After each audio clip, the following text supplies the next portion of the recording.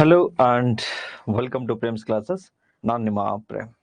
Day students, ಎಲ್ರಿಗೂ ಕೂಡ environment and ಎಕಾಲಜಿಯ orientation ಆಗಿತ್ತು. ಇದು ಮೊದಲನೇ ತರಗತಿ. ಇದಕ್ಕೆಲ್ಲರಿಗೂ ಕೂಡ ಸ್ವಾಗತವನ್ನು ಕೋರ್ತಾ ಈ ಒಂದು ತರಗತಿಯನ್ನು ಶುರು ಮಾಡೋಣ. ಐ ಥಿಂಕ್ ಕೇಳಿಸ್ತಾ ಇದೆ ಮತ್ತು ಕಾಣಿಸ್ತಾ ಇದೆ ಅಲ್ವಾ? ಕನ್ಫರ್ಮ್ ಮಾಡಿದ್ರೆ.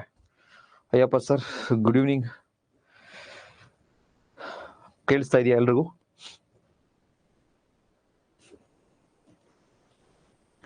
S Kiran, good afternoon sir. Radha, hi, good afternoon. ಕೇಳಿಸ್ತಾ ಇದೆಯಲ್ವಾ? Yes, clear, good. ಸೊ ಇವತ್ತು first chapter basics of environment and ecology, ಪರಿಸರ ಮತ್ತೆ ಪರಿಸರ ವಿಜ್ಞಾನದ ಮೂಲಭೂತ ಪರಿಕಲ್ಪನೆಗಳನ್ನ, ಕೆಲವು ಮುಖ್ಯ ಅಂಶಗಳನ್ನ ಈ ಮೊದಲನೇ ತರಗತಿಯಲ್ಲಿ ನೋಡ್ತಾ ಹೋಗೋಣ. First of all, what is the meaning of environment? ನಿನ್ನೆ ತರಗತಿಯಿಂದನೂ ಕೂಡ ನಾವು ಎನ್ವೈರನ್ಮೆಂಟ್ ಅಂಡ್ ಎಕಾಲಜಿ ಅಂತ ಹೇಳ್ತಾ ಇದ್ವಿ. ಸೊ ಎನ್ವೈರನ್ಮೆಂಟ್ ಅಂದ್ರೆ ಏನು, ಎಕಾಲಜಿ ಅಂದ್ರೆ ಏನು? ಸೊ ಎನ್ವೈರನ್ಮೆಂಟ್ ಅಂದ್ರೆ ಏನು? ಎನ್ವೈರನ್ಮೆಂಟ್ ಅಂದ್ರೆ ಸಿಂಪಲ್, ತಮ್ಗೆಲ್ರಿಗೂ ಕೂಡ ಈಗಾಗಲೇ ಗೊತ್ತಿದೆ. ನಮ್ಮ ಸರೌಂಡಿಂಗ್ ಅಲ್ಲಿ ಇರ್ತಕ್ಕಂಥದ್ದು ಎನ್ವೈರನ್ಮೆಂಟ್. ಈಗ ಫಾರ್ ಎಕ್ಸಾಂಪಲ್, ನಾನೀಗ ಪಿ ಜಿಲಿ ಇದ್ದೀನಿ ಅನ್ಕೊಳ್ಳಿ. ಪಿ ಜಿಲಿ ಇದ್ದೀನಿ ಅಂದಾಗ ಈಗ ನನ್ನ ಸುತ್ತಮುತ್ತ ಏನಿರುತ್ತೆ? ಆ ಒಳ್ಳೆ ಚಂದ ಇರ್ತಕ್ಕಂಥ ಬೆಡ್ಗಳು, ಪಳಪಳ ಹೊಳಿತಾ ಇರ್ತಕ್ಕಂಥ ವಾಶ್ರೂಮು, ಅಥವಾ ಆ ಒಂದೆರಡು ಮೂರು ಚೈನ್ ಹಾಕೊಂಡಿರ್ತಕ್ಕಂಥ ಆ ಪಿ ಜಿ ಓನರು, ಮತ್ತೆ ನಮ್ಮ ಸಹೋದ್ಯೋಗಿಗಳು, ನಮ್ಮ ಫ್ರೆಂಡ್ಸು ಅಕ್ಕಪಕ್ಕ ಇರ್ತಾರೆ. ಆ ಕಾಟು, ಆ ಬೆಡ್ಡು, ಅಲ್ಲಿರ್ತಕ್ಕಂತಹ ಒಂದು ಬೀರು, ಇದೆಲ್ಲನೂ ಕೂಡ ನನ್ನ ಎನ್ವೈರನ್ಮೆಂಟ್ ಆಗುತ್ತೆ ನಾನು ಪಿ ಜಿಲಿ ಇದ್ದೀನಿ ಅಂದಾಗ. ಸೊ ಈಗ ನಾನು ಸ್ಟುಡಿಯೋ ಅಲ್ಲಿ ಇದ್ದೀನಿ. ನನ್ನ ಎನ್ವೈರನ್ಮೆಂಟ್ ಏನು? ಈ ಬೋರ್ಡ್ ಆಗಿರ್ಬೋದು, ಈ ರಿಮೋಟ್ ಆಗಿರ್ಬೋದು, ಈ ಪೆನ್ ಆಗಿರ್ಬೋದು, ಕ್ಯಾಮ್ರಾ ಆಗಿರ್ಬೋದು, ಅಥವಾ ಕ್ಯಾಮ್ರಾಮನ್, ಎಡಿಟರ್, ಮತ್ತೆ ಈ ಟೀಮ್, ಇದು ನನ್ನ ಎನ್ವೈರನ್ಮೆಂಟ್. ಇಟ್ ಮೀನ್ಸ್ ಇಲ್ಲಿ ಜೈವಿಕ ಮತ್ತೆ ಅಜೈವಿಕ ಎರಡು ಘಟಕಗಳು ಕೂಡ ಇದಾವೆ. ಬಯೋಟಿಕ್ ಮತ್ತೆ ಎಬೋಯಿಟಿಕ್ ಫ್ಯಾಕ್ಟರ್ಸ್ ಅಂತ ಏನ್ ಕರಿತೀವಲ್ವ, ಆ ಜೈವಿಕ ಮತ್ತೆ ಅಜೈವಿಕ ಎರಡು ಫ್ಯಾಕ್ಟರ್ಸ್ಗಳು ಇದಾವೆ. ಸೊ ಎನ್ವೈರನ್ಮೆಂಟ್ ಅಂದ್ರೆ, environment is defined as a sum of total living and non living. Living means biotic ಅಂದ್ರೆ ಜೈವಿಕ, ಜೀವ ಇರ್ತಕ್ಕಂಥವು, ಮತ್ತೆ ಜೀವ ಇರ್ತಕ್ಕಂತಹ ವಸ್ತುಗಳಿಂದ ಪಡೆದಿರ್ತಕ್ಕಂಥದ್ದು, ಜೀವಿಗಳಿಂದ ಪಡೆದಿರ್ತಕ್ಕಂಥವು ಅಂದ್ರೆ ನಾನು ಹೇಳ್ಕೊಡ್ತೀನಿ. ಜೈವಿಕ ಮತ್ತೆ ಅಜೈವಿಕ, ನಾನ್ ಲಿವಿಂಗ್, ಅಜೈವಿಕ ಘಟಕಗಳು, components. Environment is defined as a sum of total living and non living components, influences and events surrounding an organisms. ಅಂದ್ರೆ ಎನ್ವೈರನ್ಮೆಂಟ್ ಅಂತಕ್ಕಂಥದ್ದು ಅಥವಾ ಪರಿಸರ ಅಂತಕ್ಕಂಥದ್ದು ಒಂದು ಜೀವಿಯನ್ನ ಸುತ್ತುವರೆದಿರ್ತಕ್ಕಂತಹ ಜೀವಂತ ಅಂದ್ರೆ ಜೈವಿಕ, ಒಂದು ಜೀವಿಯನ್ನ ಸುತ್ತುವರೆದಿರ್ತಕ್ಕಂತಹ ಜೈವಿಕ ನಿರ್ಜೀವ ಘಟಕಗಳ ಅಂದ್ರೆ ಅಜೈವಿಕ, ಜೈವಿಕ ಮತ್ತೆ ಅಜೈವಿಕ ಘಟಕಗಳ ಪ್ರಭಾವಗಳು, ಅವು ಒಂದಕ್ಕೊಂದು ಯಾವ ರೀತಿ ನನ್ನ ಮೇಲೆ ಪ್ರಭಾವವನ್ನ ಬೀರ್ತವೆ, ಆ ಪ್ರಭಾವಗಳು ಮತ್ತು ಘಟನೆಗಳ ಒಟ್ಟು ಮೊತ್ತವನ್ನ ನಾನು ಎನ್ವೈರನ್ಮೆಂಟ್ ಅಂತ ಹೇಳಿ ಕರೀತಾ ಹೋಗ್ತೀನಿ. ಇಟ್ ಮೀನ್ ಸಿಂಪಲ್, ಎನ್ವೈರನ್ಮೆಂಟ್ ಅಂದ್ರೆ ಒಂದು ಜೀವಿ. ಫಾರ್ ಎಕ್ಸಾಂಪಲ್, ನಾನು ನನ್ನ ಸುತ್ತಮುತ್ತ ಇರ್ತಕ್ಕಂಥ ಜೈವಿಕ ಮತ್ತೆ ಅಜೈವಿಕ ಘಟಕಗಳೇನಿದಾವೆ, ಇದು ನನ್ನ ಮೇಲೆ ಯಾವ ರೀತಿ ಪರಿಣಾಮವನ್ನ ಬೀರ್ತಾವಲ್ವಾ, ಈ ಟೋಟಲ್ ನನ್ನ ಸುತ್ತಮುತ್ತ ಇರ್ತಕ್ಕಂಥ ಎನ್ವೈರನ್ಮೆಂಟ್ ಅನ್ನ, ಪರಿಸರವನ್ನೇ ನಾವು ಪರಿಸರ ಅಥವಾ ಎನ್ವೈರನ್ಮೆಂಟ್ ಅಂತ ಹೇಳಿ ಕರಿತಾ ಹೋಗ್ತೀವಿ. ನಿಮ್ಗೆ ಹೇಳ್ದೆ, ಕ್ಯಾಮ್ರಾ ಇದೆ, ಲೈಟ್ಸ್ ಇದೆ, ಇವೆಲ್ಲವೂ ಕೂಡ ಅಜೈವಿಕ ಘಟಕಗಳು, ಜೀವ ಇಲ್ಲದೆ ಇರ್ತಕ್ಕಂಥವು. ಅದೇ ಈ ಬೋರ್ಡ್ ಮೇಲೆ ಅಥವಾ ನನ್ನ ಕೈಯಲ್ಲಿ ಬ್ಯಾಕ್ಟೀರಿಯಾಸ್, ವೈರಸಸ್ ಇದೆ, ಇವೇ ಜೈವಿಕ ಘಟಕಗಳು. ಅಥವಾ ಕ್ಯಾಮ್ರಾಮನ್ ಇದ್ದಾರೆ, ಎಡಿಟರ್ ಇದ್ದಾರೆ, ಇವರೇ ಜೈವಿಕ ಘಟಕಗಳು. ಸೊ ಇದನ್ನ ನನ್ನ ಎನ್ವೈರನ್ಮೆಂಟ್ ಅಂತ ಹೇಳ್ಕೊತೀವಿ.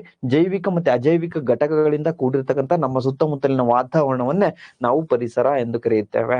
So environment defined as a sum of total living and non living, total living and non living, biotic and abiotic factors are components, influences and events surrounding an organisms is called as environment.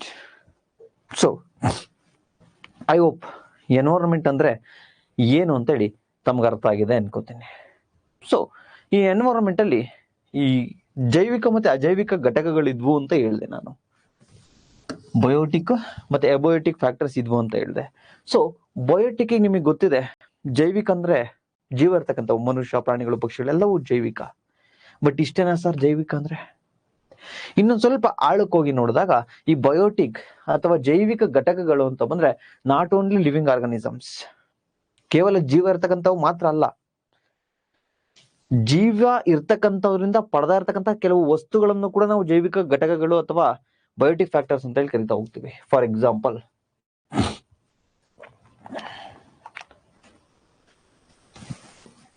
Organisms ಅಂದ್ರೆ ಜೀವಿಗಳನ್ನ biotic factors ಅಂತ ಹೇಳಿ ಕರಿತೀವಿ. ಜೀವಿಗಳು, dead and decaying matters ಅಂದ್ರೆ ಕೊಳಿತಾ ಇರತಕ್ಕಂತಹ ಪ್ರಾಣಿ ಮತ್ತೆ ಸಸ್ಯಗಳ ಭಾಗಗಳೇನಿರ್ತಾವಲ್ಲ ಅವು ಬಯೋಟಿಕ್ ಫ್ಯಾಕ್ಟರ್ಸ್ ಅಂತ ನಾವು ಕನ್ಸಿಡರ್ ಮಾಡ್ತಾ ಹೋಗ್ತೀವಿ.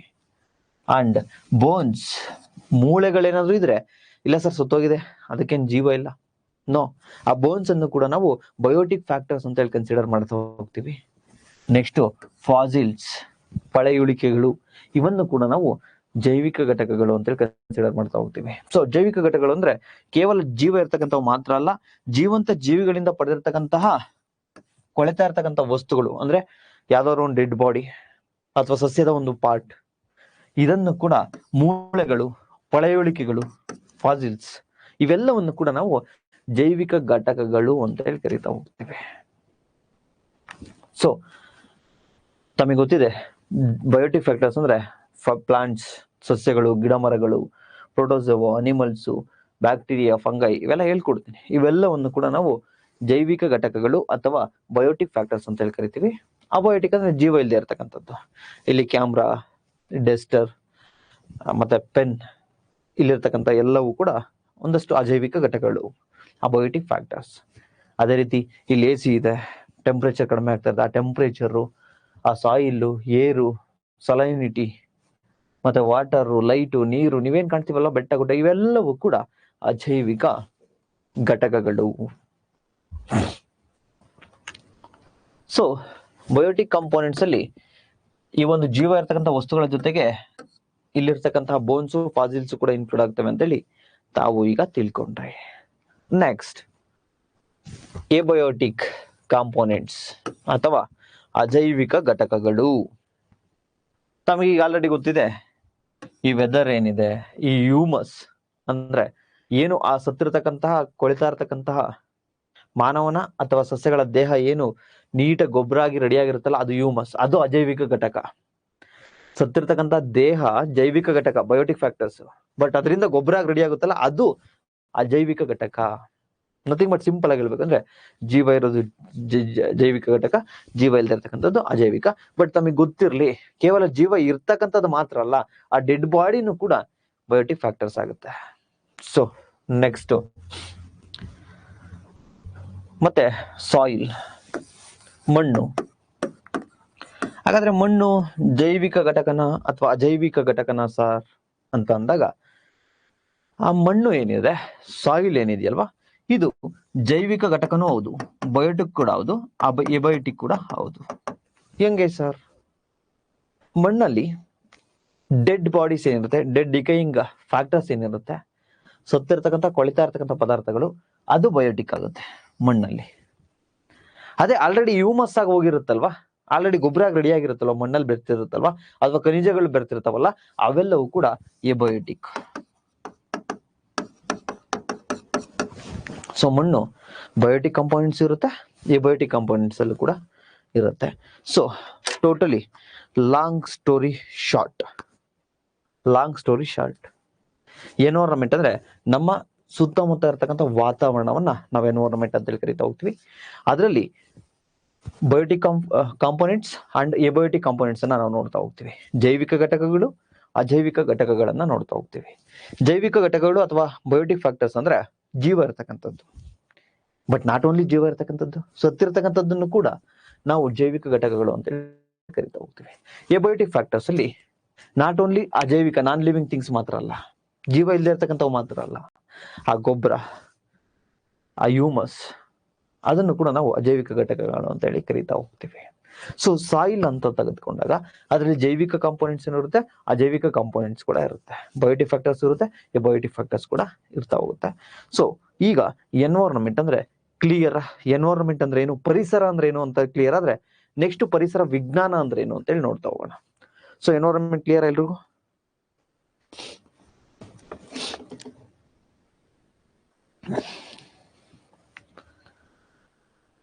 ಸರ್ ಕ್ಲಾಸ್ ಟ್ರಕ್ ಆಗ್ತಾ ಇದೆಯಾ?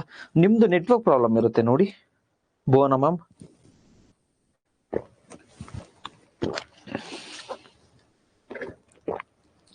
S, very good.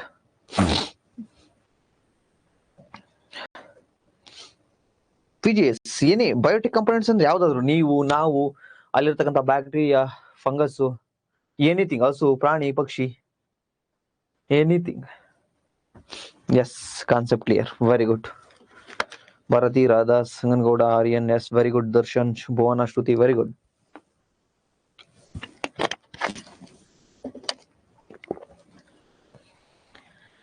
ಯಾಕೆಂದ್ರೆ ಬಿಡಿ ಸರ್ ಬೇಸಿಕ್ಸ್ ಕಾನ್ಸೆಪ್ಟ್ ಕ್ಲಿಯರ್ ಆಗಿದೆ.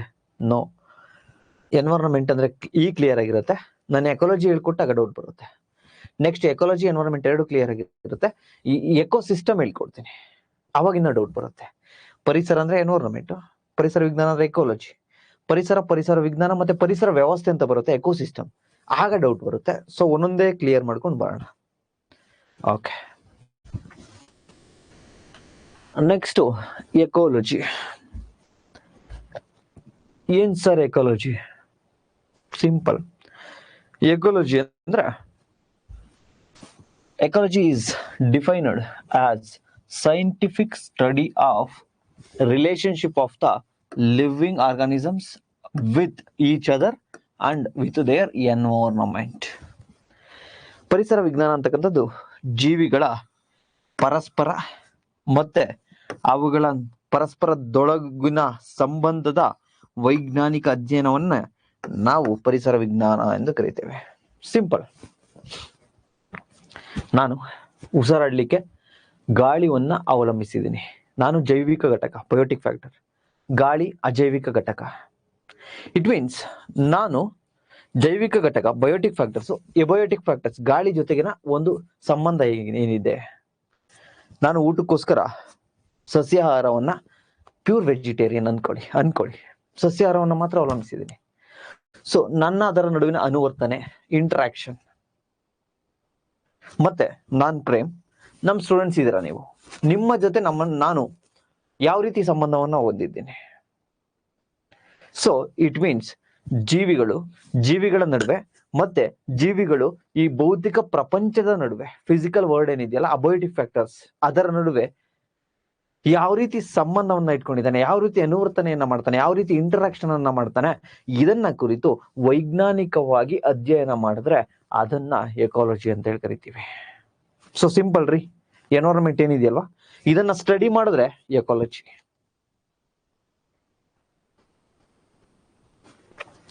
So ecology defined as a scientific study of the relationship of the living organisms and non-living organisms.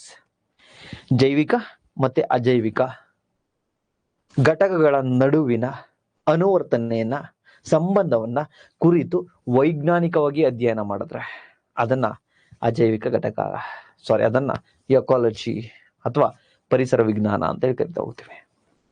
So ತಮಗೆ ಈಗ ಕ್ಲಾರಿಟಿ ಸಿಕ್ಕಿದೆ. ಎನ್ವೈರನ್ಮೆಂಟ್ ಅಂದ್ರೆ ಏನಂದ್ರೆ ನಮ್ಮ ಸುತ್ತಮುತ್ತ ಏನಿದೆಯಲ್ಲ ಇದೇ ಎನ್ವೈರನ್ಮೆಂಟ್. ಇದ್ರ ಕುರಿತು ಸ್ಟಡಿ ಮಾಡ್ತೀವಲ್ವಾ ಅದೇ ಎಕಾಲಜಿ. ಪ್ರಾಕ್ಟಿಕಲ್ ಏನಿರುತ್ತಲ್ಲ ಎನ್ವೈರನ್ಮೆಂಟ್, ಅದೇ ಎನ್ವೈರನ್ಮೆಂಟ್. ಅದನ್ನ ಕುರಿತು ಏನ್ ನಾವು ಥಿಯರಿ ಸ್ಟಡಿ ಮಾಡ್ತಿದೀವಲ್ಲ ಈಗ, ಇದೇ ಎಕಾಲಜಿ. ಸಿಂಪಲ್. ಕಾಂಪ್ಲಿಕೇಟೆಡ್ ಬೇಡ.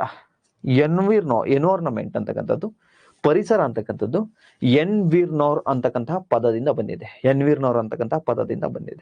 ಇಟ್ ಮೀನ್ಸ್ ಇದು ಟು ಸರೌಂಡಿಂಗ್ ಅಂತ ಅರ್ಥ. ಎನ್ವೈರನ್ಮೆಂಟ್ ಅಂದ್ರೆ to surrounding. I think notes ಅಲ್ಲಿ ಇದೆ ಅನ್ಸುತ್ತೆ. ಓಕೆ, ಹಾಕಿಲ್ಲ ಇಲ್ಲಿ. ಓಕೆ, ಎನ್ವಿರ್ನೋರ್ ಅಂತಕ್ಕಂತಹ ಪದದಿಂದ ಬಂದಿದೆ. ಎನ್ವಿರ್ನೋರ್ ಅಂದ್ರೆ ಟು ಸರೌಂಡಿಂಗ್, ಅಂದ್ರೆ ಸುತ್ತುವರೆದಿರ್ತಕ್ಕಂಥದ್ದು ಅಂತ ಹೇಳಿ ಮೀನಿಂಗ್ ಬರುತ್ತೆ. ಸೊ ಅದು ಎನ್ವೈರನ್ಮೆಂಟ್. ಅದನ್ನ ಕುರಿತು ಸೈಂಟಿಫಿಕ್ ಆಗಿ ಸ್ಟಡಿ ಮಾಡಿದ್ರೆ ಏನ್ ನಾವು ಓದ್ತೀವಲ್ಲ, ವೈಜ್ಞಾನಿಕವಾಗಿ ಅಧ್ಯಯನ ಮಾಡ್ತೀವಲ್ಲ, ಅದು ಎಕಾಲಜಿ. ಸೊ ಕ್ಲಿಯರ್, ಎನ್ವೈರನ್ಮೆಂಟ್ ಮತ್ತೆ ಎಕಾಲಜಿ ಕ್ಲಿಯರ್.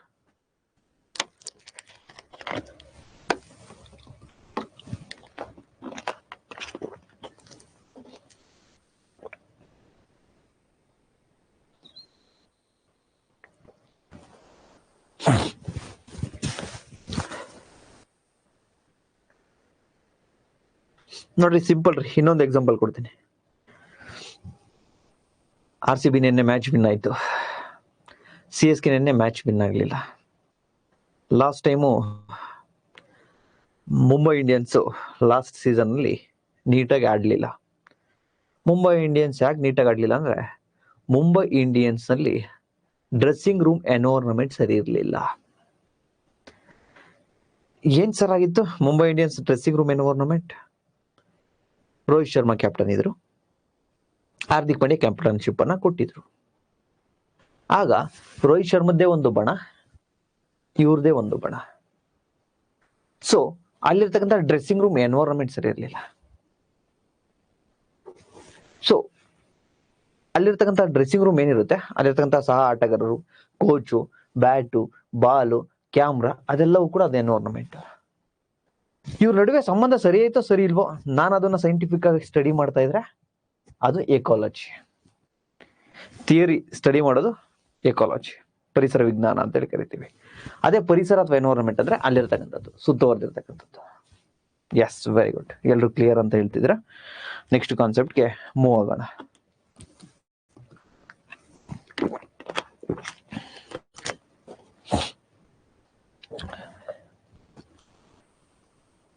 ಇನ್ನ ಒಂದು ಎಕ್ಸಾಂಪಲ್ ಕೊಡ್ಬೇಕು ಅಂದ್ರೆ, ಪ್ರೇಮ್ಸ್ ಕ್ಲಾಸಸ್. ಪ್ರೇಮ್ಸ್ ಕ್ಲಾಸಸ್ಗೆ ಸ್ಟೂಡೆಂಟ್ಸ್ ಬರ್ತಾ ಇದ್ದೀರಿ.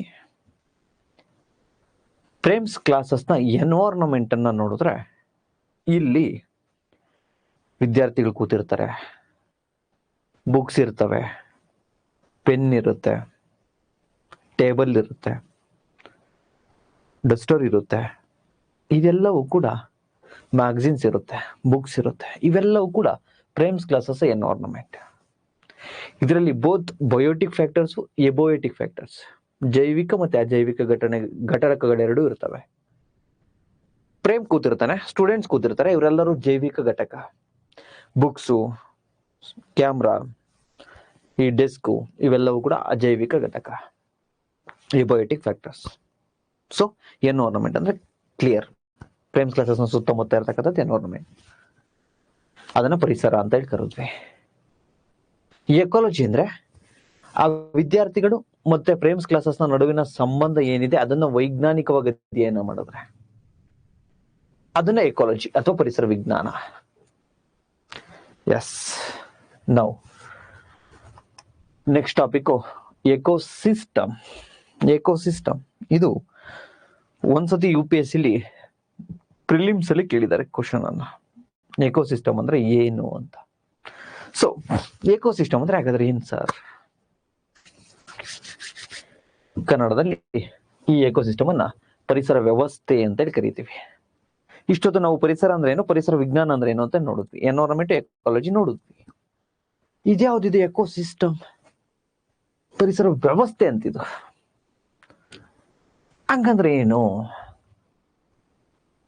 ಹಂಗಂದ್ರೆ ಏನು? Simple word. ಪ್ರೇಮ್,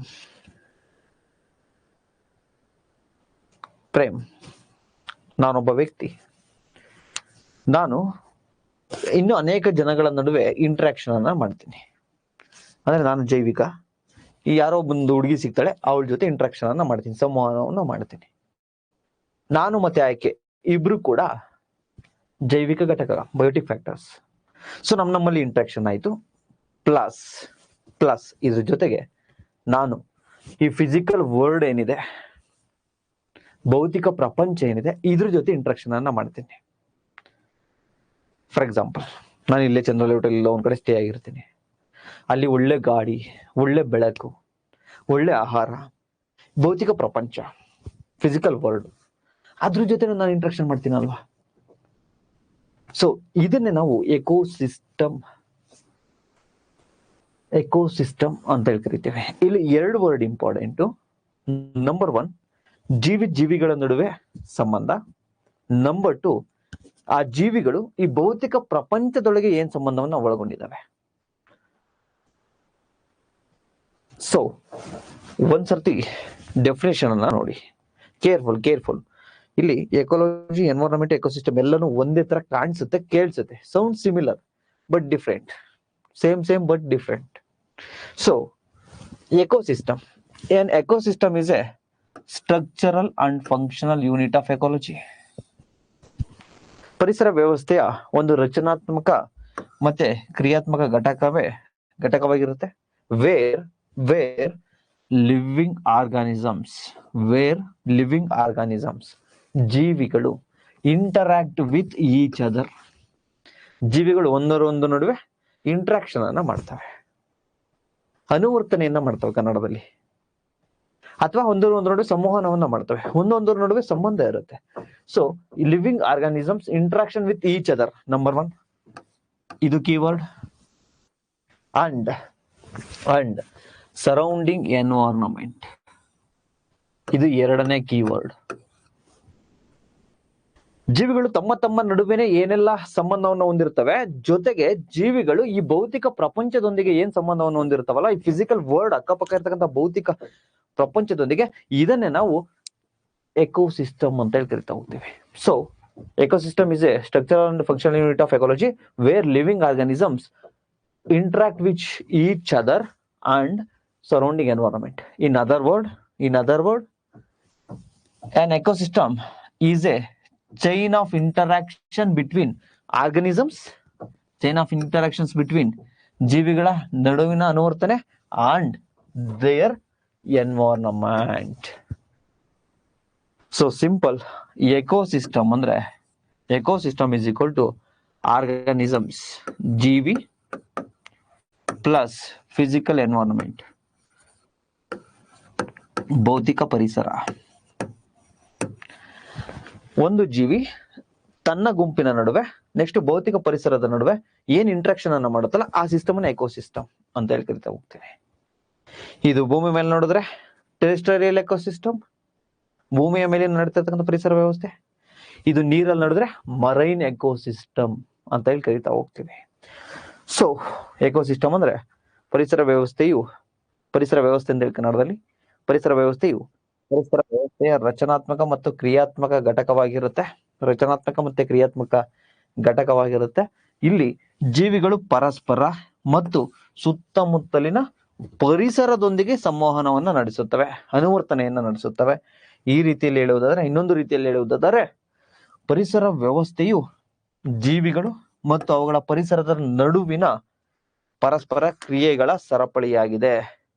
ಈ ಪರಿಸರ ವ್ಯವಸ್ಥೆ ಅಥವಾ ಈ ಎಕೋಸಿಸ್ಟಮ್ ಅಂತಕ್ಕಂಥದನ್ನ ಫಸ್ಟ್ ಯಾರು ಯೂಸ್ ಮಾಡಿದ್ರು ಅಂದ್ರೆ ಇಂಗ್ಲಿಷ್ನ ಸಸ್ಯಶಾಸ್ತ್ರಜ್ಞ ಬೊಟಾನಿಸ್ಟ್ ಎ.ಜಿ. ಟ್ಯಾನ್ಸ್ಲೆ ಅವರು ಈ ವರ್ಡ್ ಅನ್ನ ಫಸ್ಟ್ ಬಳಸ್ತಾರೆ. ಸೊ ಮತ್ತೆ ಈ ecosystem can be any size, ಯಾವ್ದಾದ್ರು ಒಂದು ಸೈಜ್ ಅಲ್ಲಿ ಇರುತ್ತೆ, but usually specific and limited species. ಈ ಎಕೋಸಿಸ್ಟಮ್ ಅಲ್ಲಿ ಸ್ಪೆಸಿಫಿಕ್ ಆಗಿರ್ತಕ್ಕಂಥ ಮತ್ತೆ ಲಿಮಿಟೆಡ್ ಆಗಿರ್ತಕ್ಕಂಥ ಸ್ಪೀಸೀಸ್ ಇರ್ತವೆ. ಸಚ್ ಆಸ್ ಅಕ್ವಾಟಿಕ್ ಎಕೋಸಿಸ್ಟಮ್, ಅದು ಫಾರ್ ಎಕ್ಸಾಂಪಲ್ ಯಾವುದು ಅಂತಂದ್ರೆ ಜಲ ಪರಿಸರ ವ್ಯವಸ್ಥೆ. ಈಗ ಭೂಮಿ ಮೇಲಿದ್ರೆ ಟೆರಿಟೋರಿಯಲ್ ಎಕೋಸಿಸ್ಟಮ್ ಅಂತ ಹೇಳಿ ಕರಿತಾ ಹೋಗ್ತೀವಿ ಭೂಮಿ ಮೇಲೆ ಇರ್ತಕ್ಕಂಥದ್ದನ್ನ. ಅದೇ ಅಕ್ವಾಟಿಕ್ ಅಥವಾ ಮರೈನ್ ಎಕೋಸಿಸ್ಟಮ್ ಅಂತಂದ್ರೆ ಜಲಚರ ಪರಿಸರ ವ್ಯವಸ್ಥೆ ಅಂತ ಹೇಳಿ ಕರಿತಾ ಹೋಗ್ತೀವಿ. ಈ ಜಲಚರ ಪರಿಸರ ವ್ಯವಸ್ಥೆ ಅಂತಕ್ಕಂಥದ್ದು ಕೇವಲ ಜಲಚರ ಪ್ರಾಣಿಗಳು ಅಲ್ಲಿರ್ತವೆ, ಭೂಮಿಯಲ್ಲಿ ಇರ್ತಕ್ಕಂಥ ಪ್ರಾಣಿಗಳು ಇರ್ತವೆ. ಸೊ ಈಗ ಎಕೋಸಿಸ್ಟಮ್ ಅಂದ್ರೆ ಕ್ಲಿಯರ್?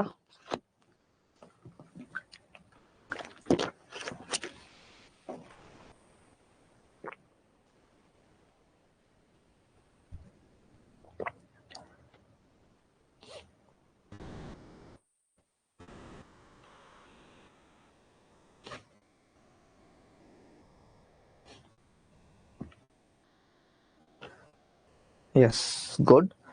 ಈಗ ಮೂರಕ್ಕೂ ಕಂಪೇರ್ ಮಾಡ ಆಗ ತಮಗೆ ಒಂದು ಕ್ಲಿಯರ್ ಪಿಕ್ಚರ್ ಸಿಗುತ್ತೆ. ಯಾವ ಮೂರಕ್ಕೂ ಸರ್ ಅಂದ್ರೆ ಎನ್ವೈರನ್ಮೆಂಟ್ ಅಂದ್ರೇನು, ಎಕಾಲಜಿ ಅಂದ್ರೇನು, ಎಕೋಸಿಸ್ಟಮ್ ಅಂದ್ರೇನು, ಪರಿಸರ ವಿಜ್ಞಾನ, ಪರಿಸರ ವ್ಯವಸ್ಥೆ. ನೋಡಿ, ಮೂರು ಸೇಮ್ ಒಂದೇ ತರ ಇರ್ತವೆ. ಬಟ್ ಸ್ವಲ್ಪ ಡಿಫ್ರೆಂಟ್.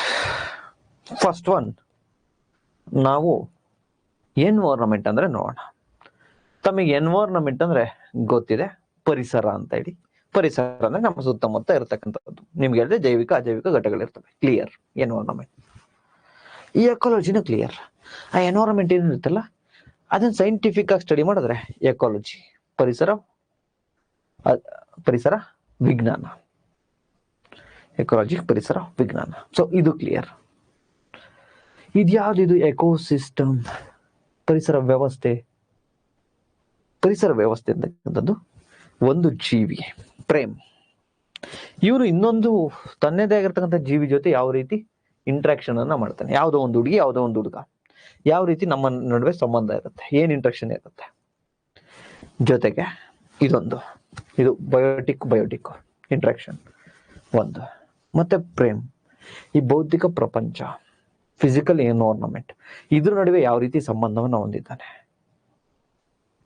ಒಂದು ನಮ್ಮಲ್ಲಿ ಇಂಟ್ರಾಕ್ಷನ್, ಇನ್ನೊಂದು ನಾನು ಮತ್ತೆ ಈ ಭೌತಿಕ ಪ್ರಪಂಚ, ಫಿಸಿಕಲ್ ವರ್ಲ್ಡ್ ನ ನಡುವೆ ಇಂಟ್ರಾಕ್ಷನ್ ನಾವು ಎಕೋಸಿಸ್ಟಮ್ ಅಂತ ಹೇಳಿ ಕರಿತೀವಿ. ಎಕೋಸಿಸ್ಟಮ್ ಇದು ಎಕ್ಸಾಂಪಲ್ ಅಕ್ವಾಟಿಕ್ ಎಕೋಸಿಸ್ಟಮ್. ಅಲ್ಲಿ ಮೀನಿರುತ್ತೆ, ಮೀನು ಇನ್ನೊಂದು ಮೀನುಗಳ ನಡುವೆ ಏನ್ ಸಂಬಂಧ ಇರುತ್ತೆ. ನೆಕ್ಸ್ಟ್ ಆ ಮೀನು ಆ ನೀರಲ್ಲಿ ಏನೇನೆಲ್ಲ ಊಟ ಮಾಡುತ್ತೆ. ಸೊ ಫಿಸಿಕಲ್ ವರ್ಲ್ಡ್ ಹೆಂಗ್ ಅವಲಂಬಿಸಿರುತ್ತೆ, ಅದು ಅಕ್ವಾಟಿಕ್. ಅದೇ ಟೆರೆಸ್ಟ್ರಿಯಲ್, ಭೂಮಿ ಮೇಲೆ ಇರ್ತಕ್ಕಂಥ ಪರಿಸರ ವ್ಯವಸ್ಥೆ ಬಂದ್ರೆ ಯಾವುದೋ ಒಂದು ಪ್ರಾಣಿ ಅಥವಾ ಯಾವುದೋ ಒಂದು ಮನುಷ್ಯನ ಅನ್ಕೊಳ್ಳಿ. ಈಗ ಫಾರ್ ಎಕ್ಸಾಂಪಲ್ ರೀಸೆಂಟ್ ಆಗಿ ವೈರಲ್ ಆಗ್ತದೆ, ಯಾರು ಕಿಪ್ಪಿಕೀರ್ತಿ ಒಂದು ಜೀವಿ. ಆಕೆ ಇನ್ನ ಒಂದು ಜೀವಿ ಜೊತೆಗೆ, ಅಂದ್ರೆ ಅವನ ಯಾರೋ ಮುತ್ತುನೋ, ಯಾರೋ ಸುನೀಲನೋ, ಇನ್ನೊಬ್ನೋ ಅಥವಾ ಇನ್ನೊಬ್ಬ ಆರ್ಯನೋ, ಇಲ್ಲ ಪ್ರೇಮ, ಯಾರೋ ಅವ್ರ ನಡುವೆ ಯಾವ ರೀತಿ ಇಂಟ್ರಾಕ್ಷನ್ ಇರುತ್ತೆ ಕಿಪ್ಪಿಕೀರ್ತಿಗೆ. ಇದು ಜೈವಿಕ ಇಂಟ್ರಾಕ್ಷನ್, ಬಯೋಟಿಕ್. ಪ್ಲಸ್ ಆ ಕಿಪ್ಪಿಕೀರ್ತಿ ಬಿಸಿಲನ್ನ ಅವಲಂಬಿಸಿರ್ತಾರೆ ಎನರ್ಜಿಗೆ, ಗಾಳಿಯನ್ನು ಅವಲಂಬಿಸಿರ್ತಾರೆ ಆಕ್ಸಿಜನ್ಗೆ. ಸೊ ಈ ಫಿಸಿಕಲ್ ವರ್ಲ್ಡ್ ಭೂಮಿ ಮೇಲೆ ನಿಂತಿದ್ದಾರೆ. ಸೊ ಆಕೆ ತನ್ನದೇ ಆಗಿರ್ತಕ್ಕಂತಹ ಸ್ಪೀಸೀಸ್ ನ ಇತರೆ ಜೀವಿಗಳ ಜೊತೆ ಹೆಂಗ್ ಇಂಟ್ರಾಕ್ಷನ್ ಇರುತ್ತೆ, ಮತ್ತೆ ಫಿಸಿಕಲ್ ವರ್ಲ್ಡ್ ಜೊತೆ ಹೆಂಗ್ ಇಂಟ್ರಾಕ್ಷನ್ಸ್ ಇರುತ್ತೆ, ಇದನ್ನ ಎಕೋಸಿಸ್ಟಮ್ ಅಂತ ಕರಿತಾ ಹೋದ್ವಿ. ಸೊ ಈಗ ಮೂರಕ್ಕೂ ಡಿಫ್ರೆನ್ಸ್ ಅನ್ನ ನೋಡೋದಾದ್ರೆ, ಇದು ಭೂಮಿಲಿ ಇರ್ತಕ್ಕಂತಹ ಇಲ್ಲಿ ಈ ಭಾಗ ಏನಿದೆಯಲ್ಲ, ಈ ಭಾಗದಲ್ಲಿ ಈ ಬ್ಲೂ, ಇಲ್ಲಿ ನೀರಿದೆ, ಸಮುದ್ರ, ಇಲ್ಲಿ ಮೀನಿದೆ, ಇಲ್ಲಿ ಪ್ರಾಣಿ ಪಕ್ಷಿಗಳ ಈ ತರ ಇದಾವೆ. ಸೊ ಈ ಸಮುದ್ರದಲ್ಲಿ ಏನಿರ್ತದಲ್ಲ, ಇದು ಮೀನು ತನ್ನ ಇನ್ನೊಂದು ಮೀನ್ ಜೊತೆ ಹೆಂಗ್ ವ್ಯವಹಾರ ನಡೆಸುತ್ತೆ, ಮತ್ತೆ ಮೀನು ನೀರಿನ ಜೊತೆ ಅಥವಾ ಆಹಾರವನ್ನು ಹೆಂಗ್ ಹುಡ್ಕೊಳ್ಳುತ್ತೆ. ಸೊ ಇದನ್ನ ಅಕ್ವಾಟಿಕ್ ಎಕೋಸಿಸ್ಟಮ್ ಅಂತ ಹೇಳಿ ಕರೆದ್ವಿ. ಜೀವ ಪರಿಸರ ವ್ಯವಸ್ಥೆ, ನೀರಿನಲ್ಲಿರ್ತಕ್ಕಂಥ ಜೀವ ಪರಿಸರ ವ್ಯವಸ್ಥೆ. ಅದೇ ತರ ಟೆರೆಸ್ಟ್ರಿಯಲ್ ಎಕೋಸಿಸ್ಟಮ್ ಇದೆ. ಟೆರೆಸ್ಟ್ರಿಯಲ್ ಅಥವಾ ಡೆಸರ್ಟ್ ಎಕೋಸಿಸ್ಟಮ್ ಅಂದ್ರೆ ಮರುಭೂಮಿಲಿ ಒಂಟೆ ಇದೆ, ಒಂಟೆ ಇನ್ನೊಂದು ಒಂಟೆ ಜೊತೆಗೆ ಅಥವಾ ಒಂಟೆ ಇನ್ನೊಂದು ಪ್ರಾಣಿ ಜೊತೆಗೆ ಹೆಂಗ್ ಇಂಟ್ರಾಕ್ಷನ್ ಇರುತ್ತೆ, ಅನುವರ್ತನೆ ಇರುತ್ತೆ. ಮತ್ತೆ ಆ ಒಂಟೆ ಅಲ್ಲಿ ಗಾಳಿಯನ್ನು ಅವಲಂಬಿಸಿರುತ್ತೆ, ಸೂರ್ಯನನ್ನು ಅವಲಂಬಿಸಿರುತ್ತೆ, ನೀರನ್ನು ಅವಲಂಬಿಸಿರುತ್ತೆ. ಸೊ ಫಿಸಿಕಲ್ ವರ್ಲ್ಡ್, ಭೌತಿಕ ಪ್ರಪಂಚದ ಜೊತೆ ಏನಿರುತ್ತೆ, ಸೊ ಅದನ್ನ ಡೆಸರ್ಟ್ ಎಕೋಸಿಸ್ಟಮ್ ಅಂತ ಹೇಳಿ ಕರೆದ್ವಿ. ಈ ರೀತಿ ಎಕೋಸಿಸ್ಟಮ್ಗಳ ಗುಂಪು ಟೋಟಲ್ ಆಗಿ ನಾವು ಎನ್ವೈರನ್ಮೆಂಟ್ ಅಂತೇಳಿ ಕರಿತಾ ಹೋಗ್ತೇವೆ. ಇಟ್ ಮೀನ್ಸ್ ತಮ್ಗೆ ಈಗ ಗೊತ್ತಾಗಿದೆ, ಎನ್ವೈರನ್ಮೆಂಟ್ ಅಂದ್ರೆ ಬ್ರಾಡ್ ಕಾನ್ಸೆಪ್ಟ್, ಎಕೋಸಿಸ್ಟಮ್ ಅಂದ್ರೆ ಅದ್ರಲ್ಲಿ ಒಂದು ಕಾನ್ಸೆಪ್ಟ್, ಅದ್ರಲ್ಲಿ ಸ್ಮಾಲ್ ಕಾನ್ಸೆಪ್ಟ್. ಅಂದ್ರೆ ಈ ರೀತಿ ಈ ಅಕ್ವಾಟಿಕ್ಕು, ಈ ನದಿ ವ್ಯವಸ್ಥೆ, ಸಮುದ್ರ ಅಥವಾ ಕೊಳ, ಇದೆಲ್ಲ ಅಕ್ವಾಟಿಕ್. ಇಂತಹ ವ್ಯವಸ್ಥೆ ಇಲ್ಲಿ ಮರುಭೂಮಿ, ಕಾಡು, ಈ ತರ ವ್ಯವಸ್ಥೆ, ಈ ತರ ನೂರಾರು ಎಕೋಸಿಸ್ಟಮ್ ಸೇರ್ಕೊಂಡು, ನೂರಾರು ಪರಿಸರ ವ್ಯವಸ್ಥೆಗಳು ಸೇರ್ಕೊಂಡು ಎನ್ವೈರನ್ಮೆಂಟ್ ಆಗುತ್ತೆ. ಇಟ್ ಮೀನ್ಸ್ ಎಕೋಸಿಸ್ಟಮ್ ಅಂದ್ರೆ ಇಲ್ಲಿ ಜೀವಿಗಳಿದ್ದೇ ಇರ್ತವೆ, ಇಲ್ಲಿ ಜೀವಿಗಳು, ಲಿವಿಂಗ್ ಆರ್ಗಾನಿಸಮ್ಸ್ ಇದ್ದೇ ಇರ್ತವೆ ಎಕೋಸಿಸ್ಟಮ್ ಅಲ್ಲಿ. ಎನ್ವೈರನ್ಮೆಂಟ್ ಅಂದ್ರೆ ಇರ್ಲೇಬೇಕು ಅಂತ ಏನಿಲ್ಲ. ಅಲ್ಲಿ ಕಾಡು, ಬೆಟ್ಟ, ಗುಡ್ಡ, ಗಾಳಿ, ಇದನ್ನ ಎನ್ವೈರನ್ಮೆಂಟ್ ಅಂತೀವಿ ನಾವು. ಸೊ ಜೀವಿಗಳು ಇರ್ಲೇಬೇಕು ಅಂತ ಏನಿಲ್ಲ, ಇದ್ದೇ ಇರ್ತವೆ, ಯೂಶಲಿ ಇರ್ತವೆ. ಇಟ್ ಮೀನ್ಸ್ ಈ ತರ ನೂರಾರು ಪರಿಸರ ವ್ಯವಸ್ಥೆಗಳನ್ನ ಸೇರ್ಕೊಂಡು, ಕಾಡು, ಡೆಸರ್ಟು, ಕೊಳ, ಪಾಂಡು, ಈ ತರ ನೂರಾರು ಎಲ್ಲ ವ್ಯವಸ್ಥೆಗಳನ್ನ ಸೇರ್ಕೊಂಡು ಟೋಟಲ್ ಆಗಿ ಎನ್ವೈರನ್ಮೆಂಟ್ ಆಗುತ್ತೆ. Environment is a group of ecosystem. Environment is a group of ecosystem. ಪರಿಸರ ಅಂದ್ರೆ ಪರಿಸರ ವ್ಯವಸ್ಥೆಗಳ ಗುಂಪು. ಪರಿಸರ ವ್ಯವಸ್ಥೆಗಳ ಗುಂಪನ್ನ ನಾವು ಎನ್ವೈರನ್ಮೆಂಟ್ ಅಂತ ಹೇಳಿ ಕರಿತಾ ಹೋಗ್ತೀವಿ. ಸೊ ಐ ಹೋಪ್ 3 ಅರ್ಥ ಆಗಿದೆ. ಈಗ 3ಕ್ಕೂ ಒಂದೊಂದು ವರ್ಡ್ ಅಲ್ಲಿ ಹೇಳ್ತೀನಿ. ಎನ್ವೈರನ್ಮೆಂಟ್ ಅಂದ್ರೆ ಸಿಂಪಲ್, ನಮ್ಮ ಹತ್ರ ಸುತ್ತಮುತ್ತ ಇರೋದು. ಎಕಾಲಜಿ ಅಂದ್ರೆ ಸಿಂಪಲ್, ನಮ್ಮ ಸುತ್ತಮುತ್ತ ಏನು ವಾತಾವರಣ ಇದೆಯಲ್ಲ ಅದನ್ನ ಸ್ಟಡಿ ಮಾಡೋದು, ಸೈಂಟಿಫಿಕ್ ಸ್ಟಡಿ. ಎಕೋಸಿಸ್ಟಮ್ ಅಂದ್ರೆ ವೆರಿ ಸಿಂಪಲ್. ಎಕೋಸಿಸ್ಟಮ್ ಅಂದ್ರೆ ಒಂದು ಜೀವಿಗಳ ನಡುವೆ ಇಂಟ್ರಾಕ್ಷನ್, ಬಯೋಟಿಕ್ ಇಂಟ್ರಾಕ್ಷನ್ ಪ್ಲಸ್ ಭೌತಿಕ ಪ್ರಪಂಚದ ನಡುವೆ ಇಂಟ್ರಾಕ್ಷನ್, ಫಿಸಿಕಲ್ ವರ್ಲ್ಡ್ ಅಥವಾ ಫಿಸಿಕಲ್ ಎನ್ವೈರನ್ಮೆಂಟ್. ಸೊ ಎನ್ವೈರನ್ಮೆಂಟ್ ಅಂದ್ರೆ ಪರಿಸರ, ಎಕಾಲಜಿ ಅಂದ್ರೆ ಪರಿಸರ ವಿಜ್ಞಾನ, ಎಕೋಸಿಸ್ಟಮ್ ಅಂದ್ರೆ ಪರಿಸರ ವ್ಯವಸ್ಥೆ. ಕ್ಲಿಯರ್?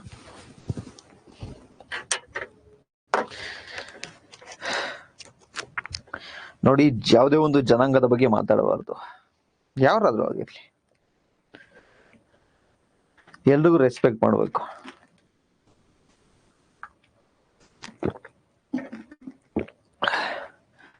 ಜನಾಂಗ, ಭಾಷೆ, ತಾಯಿನಾಡು ಇದ್ರ ಬಗ್ಗೆ ಯಾವತ್ತೂ ಮಾತಾಡಬಾರ್ದು ನಾವು.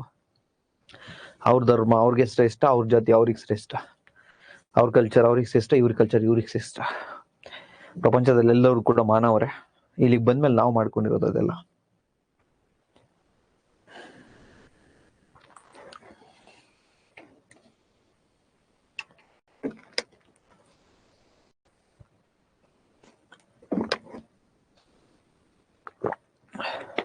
Yes, it's clear. Very good.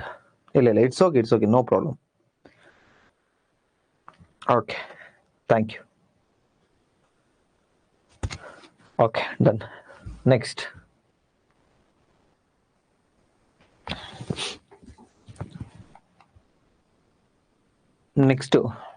Types of ecosystem ಬಗ್ಗೆ ನೋಡ್ತಾ ಹೋಗೋಣ.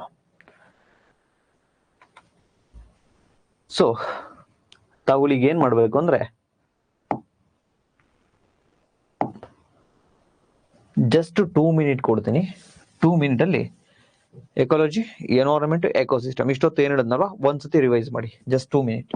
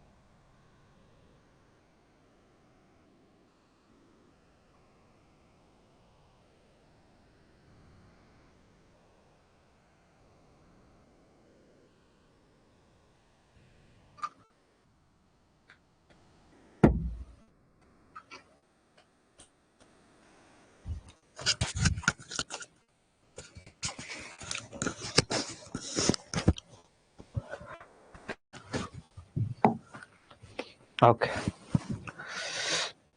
ಸೊ ನೆಕ್ಸ್ಟ್ ಈ ಅಕ್ಕಿ ಪಿಕ್ಕಿ ಜನಾಂಗ ಅಂತ ಹೇಳಿದಾಗ ಒಂದು ನೆನಪಾಯ್ತು, ಏನ್ ಕಮೆಂಟ್ ಅಲ್ಲಿ ಹೇಳಿದ್ರಲ್ವಾ. ಸೊ ಅವ್ರಿಗೆ ಏನು ಅಂದ್ರೆ ಇದೊಂದು ಬುಡಕಟ್ಟು ಜನಾಂಗ. ಇವ್ರು ಯೂಶಲಿ ಹಕ್ಕಿ ಪಕ್ಷಿಗಳನ್ನ ಬೇಟೆ ಆಡ್ತಕ್ಕಂಥದ್ದು ಇವರ ಒಂದು ಕೆಲಸ ಆಗಿರುತ್ತೆ. ಅದನ್ನ ಅಕ್ಕಿ ಪಕ್ಷಿಗಳನ್ನ ಬೇಟೆ ಆಡ್ಕೊಂಡು ತಿಂತಾ ಇರ್ತಾರೆ. ಅದಕ್ಕೆ ಇವ್ರಿಗೆ ಅಕ್ಕಿ ಪಕ್ಕಿ ಜನಾಂಗ ಅಂತ ಹೇಳಿ ಕರಿತಾ ಹೋಗ್ತೀವಿ.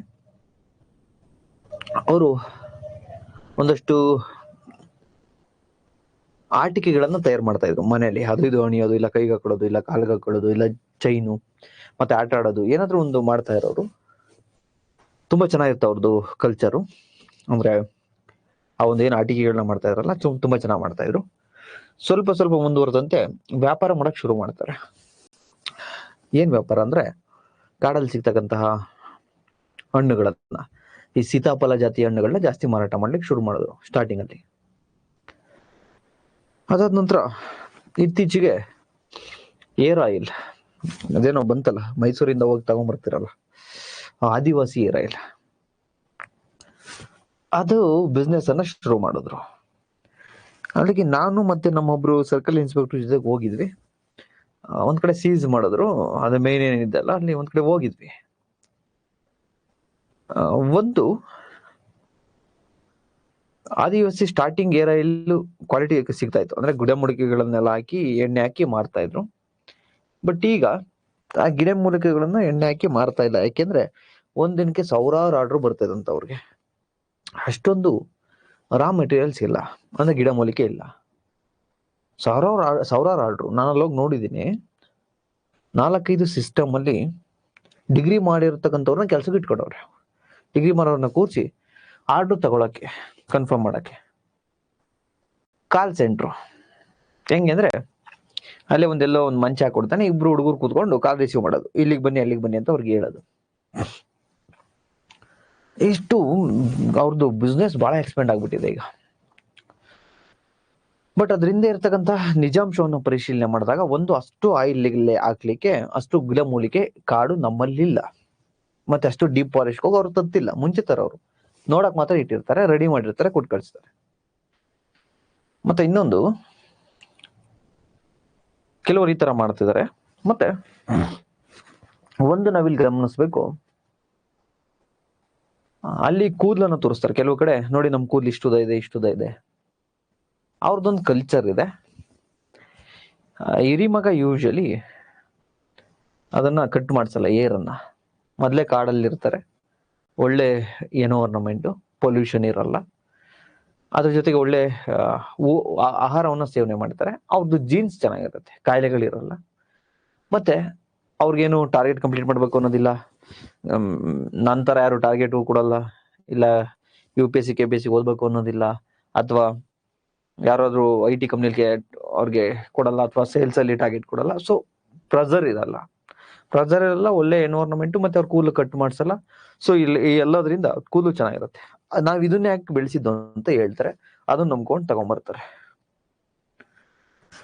ಸೊ ನೆಕ್ಸ್ಟ್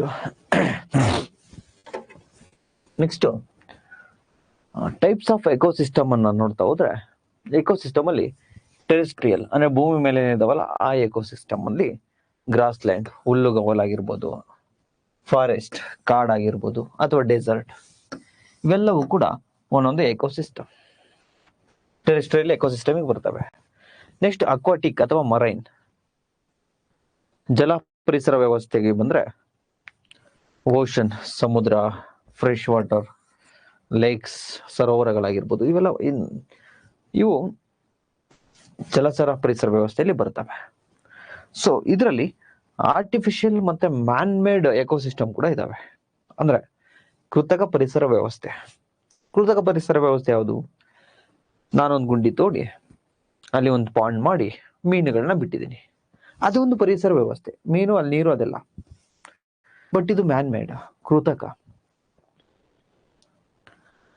ಸೊ ಅದೇ ತರ ಒಂದು ಅಕ್ವೇರಿಯಂ ಇದೆ, ಅದರಲ್ಲಿ ಒಂದಷ್ಟು ಮೀನುಗಳಿದ್ದಾವೆ. ಸೊ ಅದು ಒಂದು ಎಕೋಸಿಸ್ಟಮ್, ಪರಿಸರ ವ್ಯವಸ್ಥೆನೆ, ಆದ್ರೆ ಮ್ಯಾನ್ ಮೇಡ್. ಅಕ್ವೇರಿಯಂ ಇದು ಪರಿಸರ ವ್ಯವಸ್ಥೆ, ಬಟ್ ಆರ್ಟಿಫಿಷಿಯಲ್, ಕೃತಕ. ನೆಕ್ಸ್ಟ್ ಕ್ರಾಪ್ ಫೀಲ್ಡ್, ಒಂದು ಫೀಲ್ಡ್ ಅಲ್ಲಿ ನೀಟಾಗಿ, ಹೊಲದಲ್ಲಿ ನೀಟಾಗಿ ಇದು ಮಾಡ್ಬಿಟ್ಟು ಅಲ್ಲೊಂದು ಸ್ವಲ್ಪ ಸೊಪ್ಪು ಅದು ಇದು ಬೆಳಿತೀನಿ, ಅದು ಒಂದು ಪರಿಸರ ವ್ಯವಸ್ಥೆ, ಬಟ್ ನಾನ್ ಮಾಡಿರೋದು ಕೃತಕ. ಸೊ ಅದೇ ಡೆಸರ್ಟು ಅಂದ್ರೆ ಮರುಭೂಮಿ, ಕಾಡು, ಹುಲ್ಲುಗಾವಲು, ಇವೆಲ್ಲವೂ ಕೂಡ ಟೆರಿಸ್ಟ್ರಿಯಲ್ ಎಕೋಸಿಸ್ಟಮ್, ಭೂಮಿಯ ಪರಿಸರ ವ್ಯವಸ್ಥೆಗಳು. ನೆಕ್ಸ್ಟ್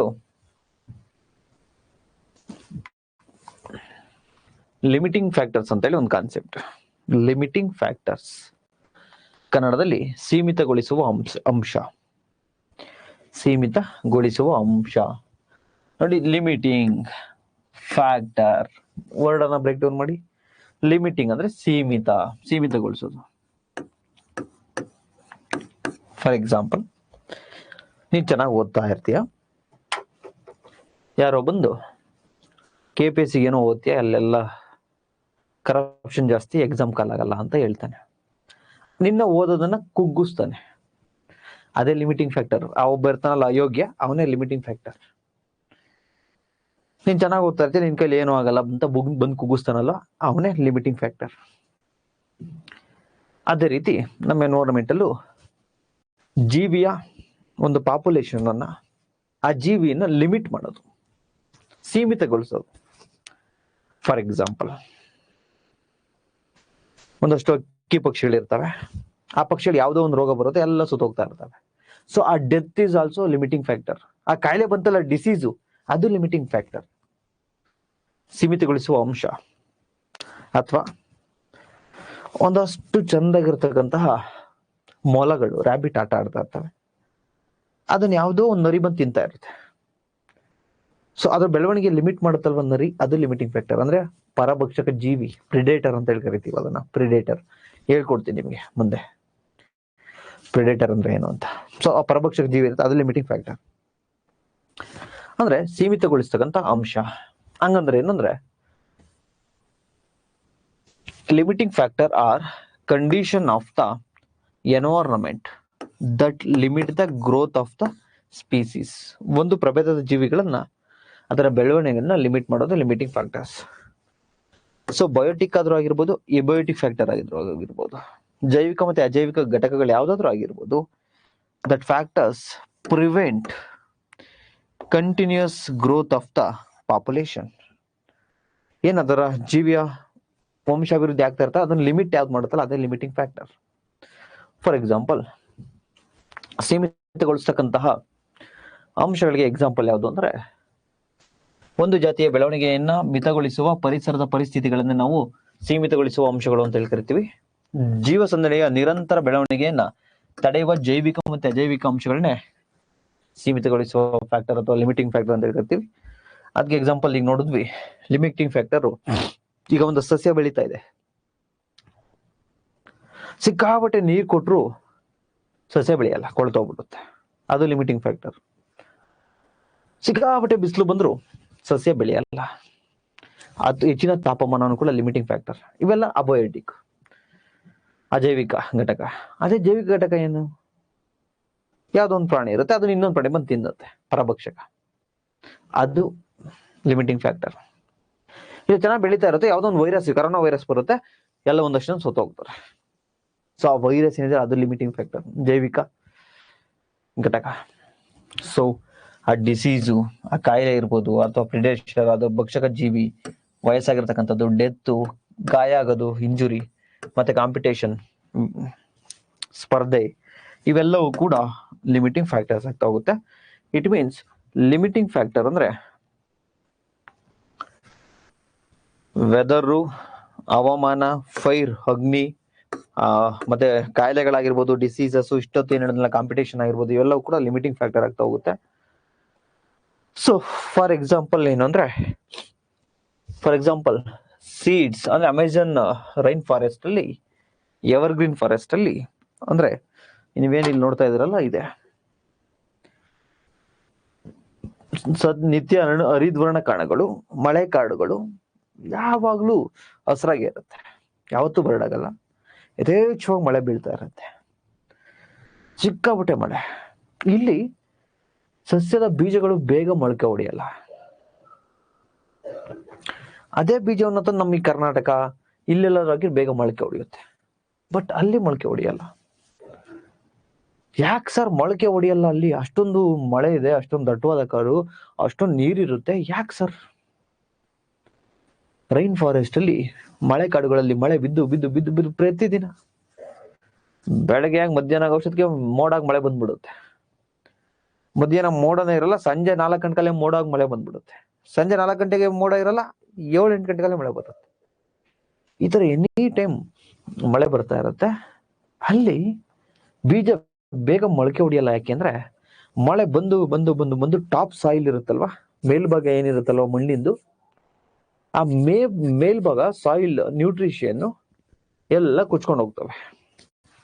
ಮೇಲ್ಭಾಗ ಸಾಯಿಲ್ ಅಲ್ಲಿ ನ್ಯೂಟ್ರಿಷನ್ ಎಲ್ಲ ಕುಚ್ಕೊಂಡು ಹೋಗ್ತವೆ. ಹಂಗಂತ ಸರ್ ಅಲ್ಲಿ ನ್ಯೂಟ್ರಿಷನ್ ಇರಲ್ವ ಸರ್? ಸ್ವಲ್ಪ ತೆಗೆದ್ರೆ ಸಿಕ್ಕಾಬಟ್ಟೆ ನ್ಯೂಟ್ರಿಷನ್. ಟಾಪ್ ಸಾಯಿಲ್ ಅಲ್ಲಿ ಮಾತ್ರ ನ್ಯೂಟ್ರಿಷನ್ ಇರಲ್ಲ, ಬಟ್ ಒಡೆಲಿ ಒಳಗಡೆ ಸಿಕ್ಕಾಬಟ್ಟೆ ನ್ಯೂಟ್ರಿಷನ್ಸ್ ಇರುತ್ತೆ, ಪೋಷಕಾಂಶ ಜಾಸ್ತಿ ಇರುತ್ತೆ. ಯಾಕಂದ್ರೆ ಮೊದ್ಲೇ ಅಷ್ಟು ದೊಡ್ಡ ಕಾಡು. ಬಟ್ ಬೀಜ ಬಿದ್ದವು, ಮರದಿಂದ ಬಿದ್ದು ಅವಡ್ ಕವೆ ಹಿಂಗೆಲ್ಲ ಗುಂಡಿ ಮಾಡ್ಕೊಂಡ್ಬಿಟ್ಟು ಒಳಗೆ ಹೋಗ್ತಾವ? ನೋ, ಬೀಜ ಬೀಳುತ್ತೆ, ಮೇಲ್ಗಡೆ ಇರ್ತವೆ.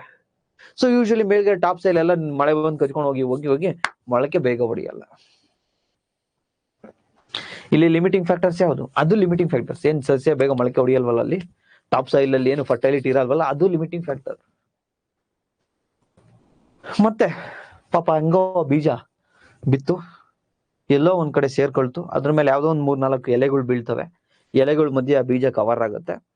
ಡೈಲಿ ಮಳೆ ಬೀಳ್ತಾ ಇರುತ್ತೆ, ಬಿದ್ದು ಬಿದ್ದು ಬಿದ್ದು ಎಲೆ ಕೊಳಿಯುತ್ತೆ. ಕೊಳ್ದ ನಂತರ ಎಲೆ ಕೊಳ್ತ ನಂತರ ಅದು ಗೊಬ್ಬರ ಆಗುತ್ತೆ ಆ ಬೀಜಕ್ಕೆ, ಅವಾಗ ಬೀಜ ಮೊಳಕೆ ಹೊಡೆಯುತ್ತೆ.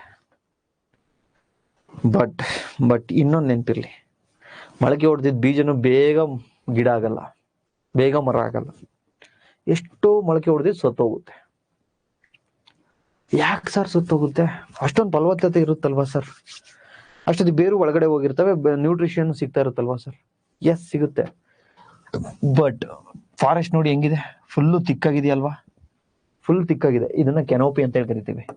ಫಾರೆಸ್ಟ್ ನಲ್ಲಿ ನೀವೇನ್ ಮರ ಗಿಡಗಳನ್ನ ಗಮನಿಸ್ತಿರಲ್ಲ, ಇದನ್ನ ಕೆನೋಪಿ ಅಂತ ಹೇಳಿ ಕರಿತೀವಿ.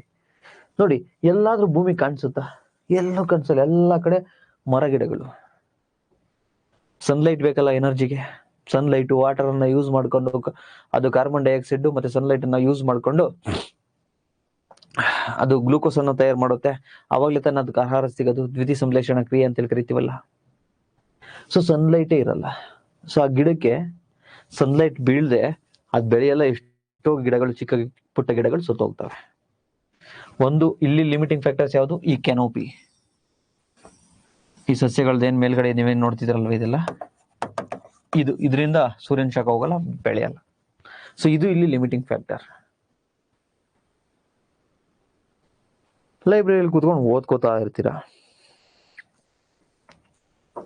ಯಾರೋ ಒಬ್ಬ ಬರ್ತಾನೆ, ಹುಡುಗರು ಏನು ಓದ್ತೀಯ, ಪೋಸ್ಟ್ಪೋನ್ ಆಗುತ್ತೆ ಎಕ್ಸಾಮ್ ಅಂತ ಹೇಳ್ತಾನೆ. ನೀವು ಬೆಳೆಯೋದೇನಾಗುತ್ತೆ, ಕಮ್ಮಿ ಆಗುತ್ತೆ. ಅವನು limiting factor. So I hope ಸೀಮಿತಗೊಳಿಸುವ ಅಂಶ ಅಥವಾ ಲಿಮಿಟಿಂಗ್ ಫ್ಯಾಕ್ಟರ್ ಅರ್ಥ ಆಗಿದೆ ಅನ್ಕೋತೀನಿ. ನೆಕ್ಸ್ಟ್ ಹ್ಯಾಬಿಟ್ಯಾಟ್ ಅನ್ನ ನೋಡ್ತಾ ಹೋಗೋಣ.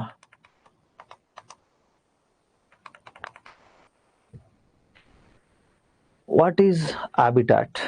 ಕನ್ನಡದಲ್ಲಿ ಆವಾಸ ಸ್ಥಾನ ಅಂತೇಳಿ ಕರಿತಾ ಹೋಗ್ತೀವಿ. ಸೊ ಈ ಹ್ಯಾಬಿಟ್ಯಾಟ್ ಅಂದ್ರೆ ಏನು? ಆವಾಸ ಸ್ಥಾನ ಅಂದ್ರೆ ಏನು ಅಂದ್ರೆ ಸಿಂಪಲ್. ನಾನು ಇಲ್ಲೇ ಚಂದ್ರ ಲೇಔಟಲ್ಲಿ ಅಲ್ಲಿ ಓಡಾಡ್ಕೊಂಡಿರ್ತೀನಿ. ನಾನು ಈ ಚಂದ್ರ ಲೇಔಟ್ ಸುತ್ತಮುತ್ತ ಪ್ರದೇಶ ಏನಿದೆಯಲ್ವಾ, ಇಲ್ಲಿ 1-2-3 ಕಿಲೋಮೀಟರ್ ಒಳಗಡೆ, ಇದು ನನ್ನ ಹ್ಯಾಬಿಟ್ಯಾಟ್, ಇದು ನಮ್ಮ ಆವಾಸ ಸ್ಥಾನ. ಜೀವಿ ಎಲ್ಲಿರುತ್ತಲ್ವ, ಅದು ಸುತ್ತಮುತ್ತಲಿನ ವಾತಾವರಣ ಏನಿರುತ್ತಲ್ಲ, ಅದು ಅದರ ಹ್ಯಾಬಿಟ್ಯಾಟ್ ಅಥವಾ ಆವಾಸ ಸ್ಥಾನ. So every animal has A habitat. Habitat means it is a place where animal or plants live and grows is called habitat. Habitat ಅಂತಕ್ಕಂಥದ್ದು, ಆವಾಸ ಸ್ಥಾನ ಅಂತಕ್ಕಂಥದ್ದು ಒಂದು ಪ್ರದೇಶ. It is one place. ಸಸ್ಯ ಮತ್ತು ಗಿಡಗಳು, ಪಕ್ಷಿಗಳು ಎಲ್ಲಿ ಬೆಳಿತಾವಲ್ಲ, ಅದೇ ಅದರ ಹ್ಯಾಬಿಟ್ಯಾಟ್. ಸಿಂಪಲ್ ಅಂದ್ರೆ habitat is equal to address. ಅದ್ರ ವಿಳಾಸ ಅಷ್ಟೇ. ನಿಮ್ಮ ಅಡ್ರೆಸ್ ಯಾವುದು, ಅದು ನಿಮ್ಮ ಹ್ಯಾಬಿಟ್ಯಾಟ್. ಸಿಂಹಗಳು ಯಾವುದು, ಎಲ್ಲ ಒಂದು ಯಾವ ಪ್ರದೇಶದಲ್ಲಿ ಬರ್ತದೆ ಅದು ಹ್ಯಾಬಿಟ್ಯಾಟ್, ಅದು ಸಿಂಹದ. So habitat is where an animal finds food, water, shelter, needs to live. ಅರೆ ಇಲ್ಲಿ ಅದಕ್ಕೆ ಎಲ್ಲಿರುತ್ತೆ ಹೇಳೋದು? ಯೂಶಲಿ ಅದಕ್ಕೆಲ್ಲ ಆಹಾರ ಸಿಗುತ್ತೆ, ಅದಕ್ಕೆಲ್ಲಿ ಶೆಲ್ಟರ್ ಸಿಗುತ್ತೆ. ಅದು ಆ ಸುತ್ತಮುತ್ತ ಇರ್ತಕ್ಕಂಥ ಏರಿಯಾವನ್ನ ಹ್ಯಾಬಿಟ್ಯಾಟ್ ಅಥವಾ ಆವಾಸ ಸ್ಥಾನ ಅಂತ ಹೇಳಿ ಕರಿತೀವಿ. ಫಾರ್ ಎಕ್ಸಾಂಪಲ್,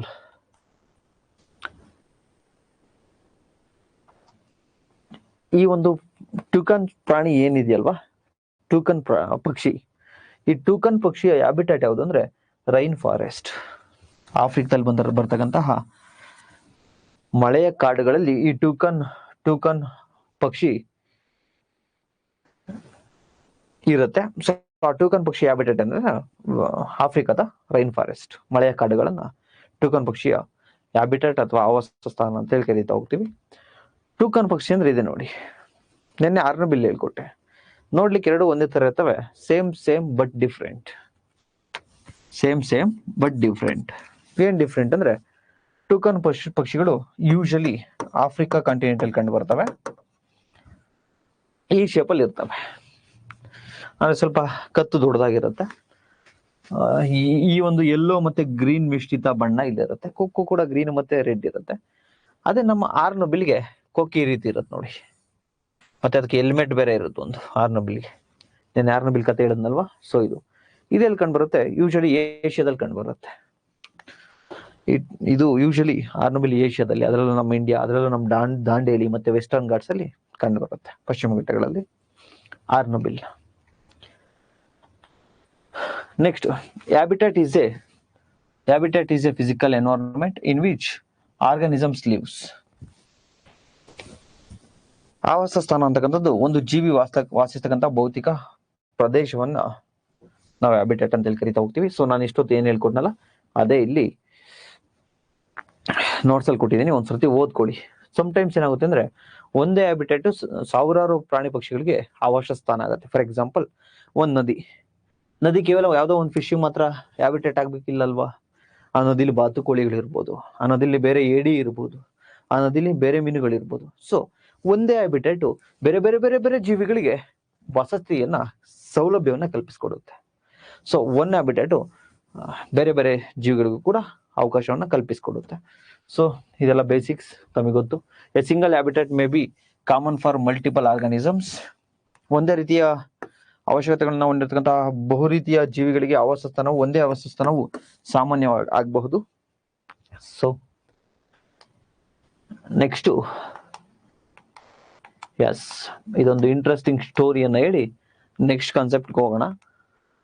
ಪ್ರತಿಯೊಂದು ಲೆಸನ್ ಅಲ್ಲಿ ಕೂಡ, ಪ್ರತಿ ಚಾಪ್ಟರ್ ಅಲ್ಲೂ ಕೂಡ ನಾನು ಈ ಸತಿ ಏನ್ ಡಿಸೈಡ್ ಮಾಡಿದ್ದೀನಿ ಅಂದ್ರೆ, ಒಂದೊಂದು ಪಕ್ಷಿ, ಒಂದೊಂದು ಪ್ರಾಣಿಯನ್ನ ನಿಮಗೆ ಪರಿಚಯ ಮಾಡ್ಕೊಳ್ಳೋಣ ಅಂತ ಡಿಸೈಡ್ ಮಾಡಿದ್ದೀನಿ.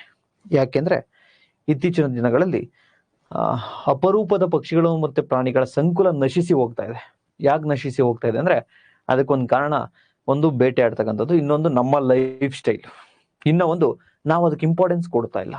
ಅಟ್ಲೀಸ್ಟ್ ಪ್ರತಿ ಕ್ಲಾಸಲ್ಲೂ ಕೂಡ ಒಂದೊಂದು ಪಕ್ಷಿಯ ಬಗ್ಗೆ ನಾವು ಮಾತಾಡಿದ್ರೆ ನಿಮಗೆ ಆ ಪಕ್ಷಿಯ ಎಲ್ಲರೂ ನಿಮ್ಮ ಊರಲ್ಲಿ ಅಥವಾ ಎಲ್ಲರೂ ಕಾಡಲ್ಲಿ ಕಂಡ್ರೆ ಅದಕ್ಕೇನಾದ್ರು ನೋವಾಗಿದ್ರೆ ಅದನ್ನ ಸರಿಪಡಿಸ್ತೀರಾ, ಅಥವಾ ಆ ಪಕ್ಷಿಗೆ ಕಲ್ಲು ಹೊಡಿಯೋದು ಇದು ಮಾಡಲ್ಲ, ಮತ್ತೆ ಆ ಪಕ್ಷಿಗೆ ತೊಂದರೆ ಕೊಡಲ್ಲ ಅನ್ನೋತಕ್ಕಂಥ ಒಂದು ಉದ್ದೇಶ.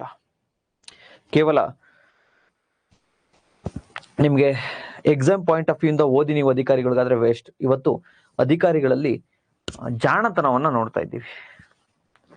ಜಾಣತನನೇ ಬೇರೆ, ಬುದ್ಧಿವಂತಿಕೆನೇ ಬೇರೆ. ಅವರಲ್ಲಿ ಕೇವಲ ಎಕ್ಸಾಮ್ ಪಾಸ್ ಆಗ್ಲಿಕ್ಕೆ ಏನ್ ಬೇಕು ಅದನ್ನ ನೋಡ್ತಾ ಇದ್ದೀವಿ. ಅವರಲ್ಲಿ ಮಾರಲ್ ಇಲ್ಲ, ಅವರಲ್ಲಿ ಎಥಿಕ್ಸ್ ನಾವು ಕಾಣ್ತಾ ಇಲ್ಲ, ಅವರಲ್ಲಿ ನೈತಿಕತೆ ಕಾಣ್ತಾ ಇಲ್ಲ, ಅವರಲ್ಲಿ ಬೇರೆಯವರಿಗೆ ಸ್ಪಂದಿಸ್ತಕ್ಕಂಥ ಗುಣಗಳನ್ನ ಕಾಣ್ತಾ ಇಲ್ಲ. ನಾನು ನಿನ್ನೆ ಎಲ್ಲ ಹೋಗಿ ಒಂದು DC ಆಫೀಸ್ಗೆ ಹೋಗಿದ್ದೆ. ನಿನ್ನೆ ಯಾರೋ ನಮ್ಮ ಫ್ರೆಂಡ್ಸ್ ಏನೋ ಇಸ್ಕೊ ಬರ್ಬೇಕಿತ್ತು, ಡಾಕ್ಯುಮೆಂಟ್ ವೆರಿಫಿಕೇಶನ್ ಅಂತ ಹೋಗಿದ್ದೆ. ಅಲ್ಲಿ ಅಯೋಗ್ಯರು, ಅಲ್ಲಿರ್ತಕ್ಕಂಥ ಯಾರೋ ಒಬ್ಬ, ಬಹುತೇಕ ಎಲ್ಲ ತಾಲೂಕ್ ಪಂಚಾಯತಿ, ಗ್ರಾಮ ಪಂಚಾಯತಿ ಮತ್ತೆ ಜಿಲ್ಲಾ ಪಂಚಾಯತಿ DC ಆಫೀಸಲ್ಲಿ ಇರ್ತಕ್ಕಂತಹ ಕ್ಲರ್ಕ್ಗಳನ್ನ ಆಟಿಟ್ಯೂಡ್ ನೋಡಿ ಗೊತ್ತಾಗತ್ತೆ.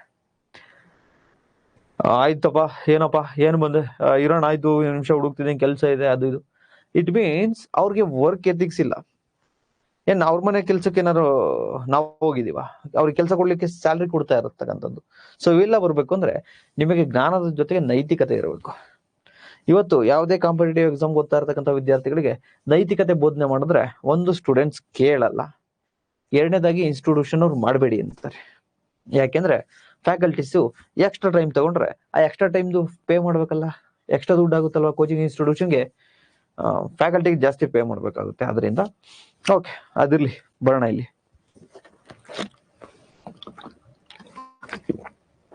Great initiative, very good, thank you.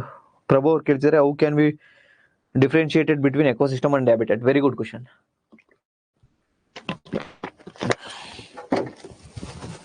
Very good question.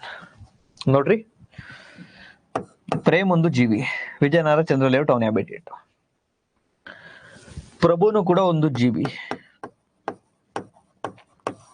ಇವ್ರದೆಲ್ಲಿದೆ ಆ ಕಡೆ ಯಶವಂತಪುರದಲ್ಲಿ ಮನೆ ಇದೆ, ಅದು ಅವ್ರ ಹ್ಯಾಬಿಟೇಟ್. ಆರ್ಯನ್ ಒಂದು ಜೀವಿ, ಆರ್ಯನ್ ಎಲ್ಲಿದೆ ಆ ಕಡೆ ಎಲ್ಲೋ ಚೋಡ್ರುಪಳ್ಳಿನ ಎಲ್ಲೋ ಬೇರೆ ಕಡೆ ಇದ್ದಾರೆ. ಸೊ ಈ ರೀತಿ ಸಾವಿರಾರು ಹ್ಯಾಬಿಟ್ಯಾಟ್ ಸೇರ್ಕೊಂಡು ಒಂದು ಎಕೋಸಿಸ್ಟಮ್ ಆಗುತ್ತೆ. ಸಾವಿರಾರು ಆವಾಸ ಸ್ಥಾನಗಳು ಸೇರ್ಕೊಂಡು ಒಂದು ಎಕೋಸಿಸ್ಟಮ್. ಇದು ಭೂಮಿ ಮೇಲೆ ಇರ್ತಕ್ಕಂಥ ಜೀವಿಗಳು ನಾವೇನು ವಾಸ ಮಾಡ್ತಿದ್ವಲ್ಲ, ಇದು ಟೆರಿಟೋರಿಯಲ್ ಎಕೋಸಿಸ್ಟಮ್. ನೆಕ್ಸ್ಟ್ ಇಲ್ಲಿ ಬನ್ನಿ, ಇಲ್ಲೊಂದು ಮೀನಿದೆ ಒಂದು ಕೊಳದಲ್ಲಿ, ಅದ್ರ ಪಕ್ಕನೆ ಒಂದು ಮೋರಿ ಇದೆ, ಕೆಂಗೋರಿ ಮೋರಿ, ಅದ್ರಲ್ಲೂ ಕೂಡ ಒಂದೆರಡು ಮೀನು ಇದಾವೆ, ಅದು ಅದ್ರ ಹ್ಯಾಬಿಟ್ಯಾಟ್, ಆವಾಸ ಸ್ಥಾನ. ಅದ್ರ ಪಕ್ಕ ಇನ್ನೇನಿದೆ, ಇನ್ನೊಂದು ಯಾವ್ದೋ ವೃಷಭಾವತಿ ನದಿ, ಆ ನದಿಲಿ ಒಂದಷ್ಟು ಮೀನುಗಳಿದಾವೆ, ಅದು ಅದರ ಹ್ಯಾಬಿಟ್ಯಾಟ್. ಇನ್ನೊಂದು ಏಡಿ ಇದೆ ಅಲ್ಲಿ, ಏಡಿ ಅದರ ಹ್ಯಾಬಿಟ್ಯಾಟ್. ಈ ತರ ಸಾವಿರಾರು ಹ್ಯಾಬಿಟ್ಯಾಟ್ ಸೇರ್ಕೊಂಡು ಇದು ಒಂದು ಅಕ್ವಾಟಿಕ್ ಎಕೋಸಿಸ್ಟಮ್, ಅಂದ್ರೆ ಜಲಚರ ಪರಿಸರ ವ್ಯವಸ್ಥೆ. ಸೊ ಇಲ್ಲಿ ಭೂ ಪರಿಸರ ವ್ಯವಸ್ಥೆ ಇದೆ, ಇಲ್ಲಿ ಜಲಚರ ಪರಿಸರ ವ್ಯವಸ್ಥೆ ಇದೆ. ಈ ತರತಕ್ಕಂಥವು ಎಲ್ಲವನ್ನು ಸೇರಿದ್ರೆ ಎನ್ವೈರನ್ಮೆಂಟ್, ಪರಿಸರ. ಇದೆಲ್ಲವನ್ನ ಕುರಿತು ಸೈಂಟಿಫಿಕ್ ಆಗಿ ಸ್ಟಡಿ ಮಾಡಿದ್ರೆ ಎಕಾಲಜಿ, ಪರಿಸರ ವ್ಯವಸ್ಥೆ. ಐ ಹೋಪ್ ಈಗ ಅರ್ಥ ಆಗಿದೆ ಅನ್ಕೋತೀನಿ. ಇವತ್ತೋಗಿ ದಯವಿಟ್ಟು ಇನ್ನೊಂದ್ಸತಿ ಕ್ಲಾಸನ್ನ ಇಂಟು 2 ಅಲ್ಲಿ ಇಟ್ಕೊಂಡು ಕೇಳಿ, ಮತ್ತೆ ನೋಟ್ಸ್ ಅನ್ನ ರಿವೈಸ್ ಮಾಡಿ, ಕ್ಲಾರಿಟಿ ಸಿಗುತ್ತೆ.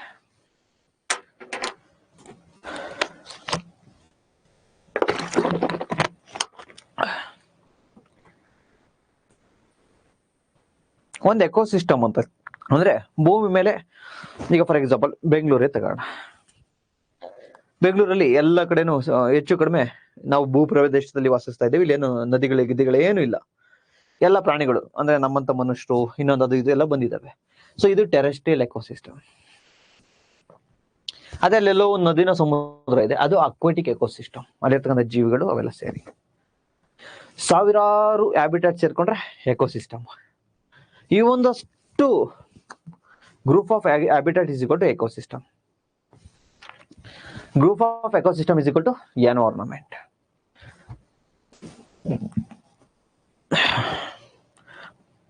ಆವಾಸ ಸ್ಥಾನದ ಗುಂಪುಗಳನ್ನ ಸೇರಿದ್ರೆ ಪರಿಸರ ವ್ಯವಸ್ಥೆ, ಪರಿಸರ ವ್ಯವಸ್ಥೆಗಳನ್ನ ಎಲ್ಲ ಸೇರಿದ್ರೆ ಪರಿಸರ ಅಥವಾ ಎನ್ವೈರನ್ಮೆಂಟ್ ಕನ್ನಡದಲ್ಲಿ. I hope clear. ಇನ್ನೊಂದು ಸರ್ತಿ ನೋಡಿ. Thank you. ಓಕೆ, ಕ್ಲಿಯರ್ ಅಲ್ವಾ ಪ್ರಭು ಅವರೇ? And BGS clear?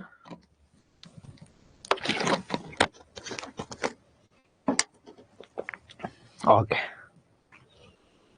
Okay, done. ಈಗ ಪ್ರೈಮ್ ಸ್ಟೋರಿಯನ್ನ ಶುರು ಮಾಡೋಣ. ಒಂದೊಂದು ಕತೆ, ಇಂಟ್ರೆಸ್ಟಿಂಗ್ ಕತೆ ರೀ ಇದು. Blue beater B eater. ನಿಮ್ಗೆ ನಾನು ಯೂಶಲಿ ಏನ್ ಮಾಡ್ತೀನಿ ಅಂದ್ರೆ, ನಾನು ಈಗ ಎಕನಾಮಿ ಆಗಲಿ, ಎನ್ವೈರನ್ಮೆಂಟ್ ಆಗಲಿ, ಕಾನ್ಸ್ಟಿಟ್ಯೂಷನ್ ಆಗಲಿ, ಯಾವುದೇ ಎಲ್ಲೇ ಇನ್ಸ್ಟಿಟ್ಯೂಷನ್ಗೆ ಹೋಗಿ ಟೀಚ್ ಮಾಡಲಿ, ಆ ಟೀಚ್ ಮಾಡೋದ್ರೊಳಗಡೆ ಒಂದಷ್ಟು ಹೊಸ ಬುಕ್ಗಳನ್ನು ಓದ್ಬೇಕು ನಾನು. ಅದು ಅಭ್ಯಾಸ. ನಿಮ್ಗೆ ಇವತ್ತು ಬ್ಲೂ ಬಿಯರ್ಡ್ ಬಿ ಈಟರ್ ಅಥವಾ ಕನ್ನಡದಲ್ಲಿ ಇದನ್ನ ಹಸಿರು ಹುಲ್ಲಿನ ಹುಲ್ಲು ಹಸಿರಿನ ಜೇನುಬಾಕ ಅಥವಾ ಜೇನು ಮಗರೆ ಅಂತಾನು ಕೂಡ ಇದನ್ನ ಕರಿತಾ ಹೋಗ್ತೀವಿ. ಬಿ ಈಟರ್ ಇದು ಒಂದು. ನೆನ್ನೆ ಕೆಂಪು ಬಿ ಈಟರ್ನ ತೋರಿಸಿದ್ದೆ, ಇವತ್ತು ಬ್ಲೂ ಬಿ ಈಟರ್ ಅಂದ್ರೆ ಜೇನನ್ನ ತಿಂತಕ್ಕಂಥದ್ದು, ಜೇನುಬಾಕ. ಈ ಪಕ್ಷಿ ಎಷ್ಟು ಬುದ್ಧಿವಂತಿಕೆ ಇದೆ ಅಂದ್ರೆ, ಯೂಶಲಿ ಚಿಕ್ಕದಿರುತ್ತೆ, ಬಟ್ ಕಾಡಲ್ಲಿ ಅಷ್ಟೇ ಡೇಂಜರಸ್ ಇದು. ಯಾಕೆಂದ್ರೆ ತಾವೆಲ್ಲಾದ್ರೂ ಹೋಗಿದ್ರೆ ಗಮನಿಸ್ಬೋದು, ಎಲ್ಲೋ ಒಂದು ಪಾಪ ಎಲ್ಲ ಕುತ್ಕೊಂಡು ಎಲ್ಲೋ ಊಟ ಮಾಡ್ತಾ ಇರ್ತಾರೆ, ಪಿಕ್ನಿಕ್ ಹೋಗಿರ್ತಾರೆ, ಇದ್ದಕ್ಕಿದ್ದಂತೆ ಜೇನು ದಾಳಿ, 5 ಸಾವು, 4 ಗಂಭೀರ ಅಂತೇಳಿ ಪೇಪರಲ್ಲಿ ಓದಿರ್ತೀರ. ಸರ್ ಯಾಕೆ ಸರ್ ಹೆಜ್ಜೇನು ಪಾಪಲ್ಲಿ ಕೂತ್ಕೊಂಡು ಊಟ ಮಾಡೋರಿಗೆ ಕಡಿಬೇಕು?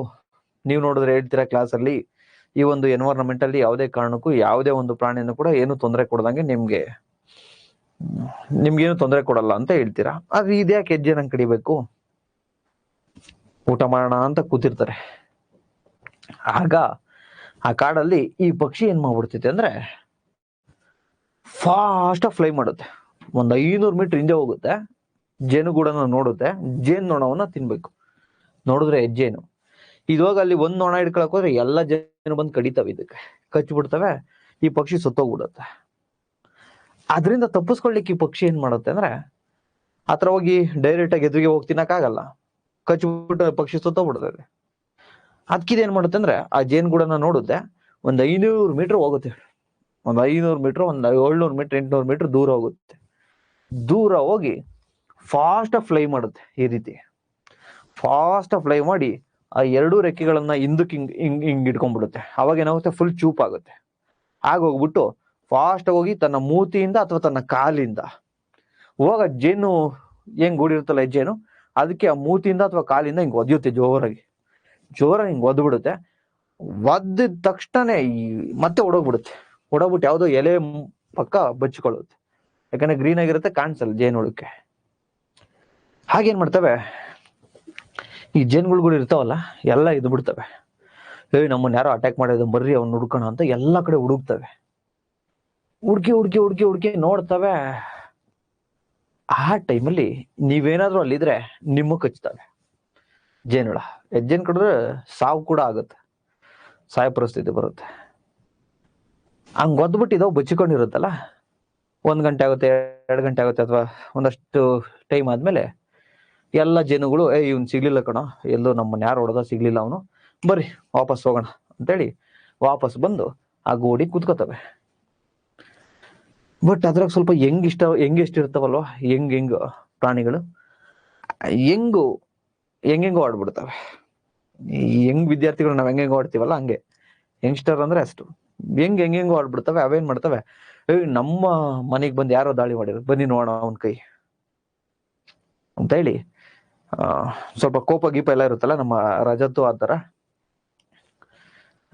ನಮ್ ವಿನಯ್ ಆಗಿರ್ಬೋದು, ನಮ್ ರಜತ್ ಅವ್ರಾಗಿರ್ಬೋದು, ಆತರ ಒಂದ್ ಸ್ವಲ್ಪ ಕೋಪ ಗೀಪ ಆಟಿಟ್ಯೂಡ್ ಎಲ್ಲ ಇರುತ್ತಲ್ಲ, ಆತರ ಜೇನುಗಳು ಏನ್ ಮಾಡ್ತವೆ, ಬರೋ ಹೋಗೋಣ ನೋಡ ಯಾರು ಅಂತೇಳಿ ಎಲ್ಲ ಬಂದು ವಾಪಸ್ ಕೂತ್ರು ಕೂಡ ಅವು ಎದ್ದು ಹುಡುಕ್ತಾ ಇರ್ತವೆ. ಅವಾಗ ಒಂದು 15-20 ಜನ ಅಷ್ಟೇ ಅಲ್ಲಲ್ಲೂ ಹುಡುಕ್ತಾ ಇರ್ತವೆ, ಅಲ್ಲೊಂದ್ 3, ಅಲ್ಲೊಂದ್ 2, ಅಲ್ಲೊಂದು ಹಿಂಗ್ ಹುಡುಕ್ತಾ ಇರ್ತವೆ. ಇನ್ನಿದ್ದವೆಲ್ಲ ಬಂದ್ ಗೂಡಲ್ಲಿ ಕೂತಿರ್ತವೆ. ಅವಾಗ ಇದೇನ್ ಬಚ್ಚಿಕೊಂಡಿರುತ್ತಲ್ಲ ಹೋಗಿ ಅದೋಗ್ಬಿಡುತ್ತೆ, ಯಾರ್ದೋ ಒಂದಿರುತ್ತಲ್ಲ ಒಂದನ್ನ ಕ್ಯಾಚ್ ಮಾಡುತ್ತೆ. ಒಂದನ್ನ ಕ್ಯಾಚ್ ಮಾಡಿ ಏನ್ ಮಾಡುತ್ತೆ ಅಂದ್ರೆ, ಇದಕ್ಕೆ ಸುಮಾರು ಒಂದು 20-25 ಬೇಕು ತಿನ್ಲಿಕ್ಕೆ. ಒಂದನ್ನ ಹಿಡ್ಕೊಂಡು ಅದನ್ನ ಮರಕ್ಕೆ ಉಜ್ಜಿ ಆ ಮುಳ್ಳನ್ನ ಕಿತ್ತು ಅದನ್ನ ಸಾಯಿಸಿ ತಿನ್ಬೇಕು. It takes around 5 to 10 minutes. ಅಷ್ಟೊಳಗೆ ಬೇರೆವೆಲ್ಲ ಹೋಗಿ ಇದು ಕುತ್ಕೊಂಡ್ಬಿಡ್ತವೆ. ಅದಕ್ಕೆ ಇದೇನ್ ಮಾಡುತ್ತೆ ಅಂದ್ರೆ ಬುದ್ಧಿವಂತಿಕೆಯನ್ನ ಓಡಿಸಿ ಆ ಒಂದು ಜೇನನ್ನ ಇಟ್ಕೊಳುತ್ತಲ್ಲ, ಓಡೋಗ್ಬಿಟ್ಟು ನಮ್ ಕಡೆ ಕತ್ತಳ್ಳಿ ಮಟ್ಟೆ ಅಂತ ಹೇಳಿ ಕರೀತಾರೆ, ಅದ್ರ ಮುಂದೆ ಚೂಪು ಕತ್ತಳ್ಳಿ ಅಂತ ಕೇಳಿರ್ತೀರ ಅನ್ಸುತ್ತೆ, ಅದ್ರ ಮುಂದೆ ಚೂಪುಗೆ ಹಿಂಗೆ ಮುಳ್ಳಿರ್ತವೆ. ಅಥವಾ ಜಾಲಿ ಗಿಡ ನೋಡಿರ್ತೀರಿ ನೀವು, ಜಾಲಿ ಗಿಡ ಅದ್ರಲ್ಲಿ ಮುಳ್ಳುಗಳಿರ್ತವೆ. ಅಲ್ಲೇನ್ ಮಾಡುತ್ತಿದ್ದು ಅಂದ್ರೆ ಈ ಜೇನುಹುಳವನ್ನ ಆ ಮುಳ್ಳಿಗೆ ಸಿಗಿಸ್ತದೆ. ಅವಾಗ ಈ ಜೇನುಗೂಡು ಒಟ್ಟಿಗೆ ಮುಳ್ಳು ಸಿಕ್ಕೊಂಡಿರುತ್ತಲ್ಲ, ಅದು ಒದ್ದಾಡ್ ಸುತ್ತೋಗುತ್ತೆ. ಒಂದು ಜೇನನ್ನ ಹಿಂಗ್ ಆಗುತ್ತೆ, ಇನ್ನೂ ಒಂದು 10-15 ಹಾರಾಡಿರ್ತಾವ, ಅದ್ರಾಗ ಇನ್ನೊಂದು ಹಿಡ್ಕೊಳ್ಳುತ್ತೆ, ಫಾಸ್ಟ್ ಆಗಿ ಬರುತ್ತೆ ಆ ಒಂದು ಮುಳ್ಳಿನ ಗಿಡದಲ್ಲಿ, ಆ ಮುಳ್ಳಿಗೆ ಇದನ್ನು ಚುಚ್ಚುತ್ತೆ, ಇನ್ನೊಂದೋಗಿ ಹಿಡ್ಕೊಂಡ್ಬರುತ್ತೆ. ಹಿಂಗೆ ಮಾಡಿ ಮಾಡಿ ಮಾಡಿ ಮಾಡಿ ಒಂದು 10-15 ಅಥವಾ ಒಂದು 20 ಹುಳುಗಳನ್ನ ತಂದು ಚುಚ್ಚಿ ಬಿಡುತ್ತೆ. ಅಷ್ಟೊತ್ತಿಗೆಲ್ಲ ಹೋಗಿ ಕೂತಿರ್ತವೆ. ಇದಕ್ಕೊಂದು 20 ಆಯ್ತು. ಈ 20 ಕೂಡ ಒದ್ದಾಡ್ ಸುತ್ತೋಗಿರ್ತವೆ. ಅವಾಗ ಈಸಿ ಇದಕ್ಕೆ, ಒಂದನ್ನ ಕೀಳುತ್ತೆ, ಆ ಮುಳ್ಳನ್ನ ಆ ಕೊಂಬೆಗೆ ಹಿಂಗೆ ರಬ್ ಮಾಡುತ್ತೆ, ಮುಳ್ಳನ್ನ ಉದುರಿಸಿ ತಿನ್ನುತ್ತೆ.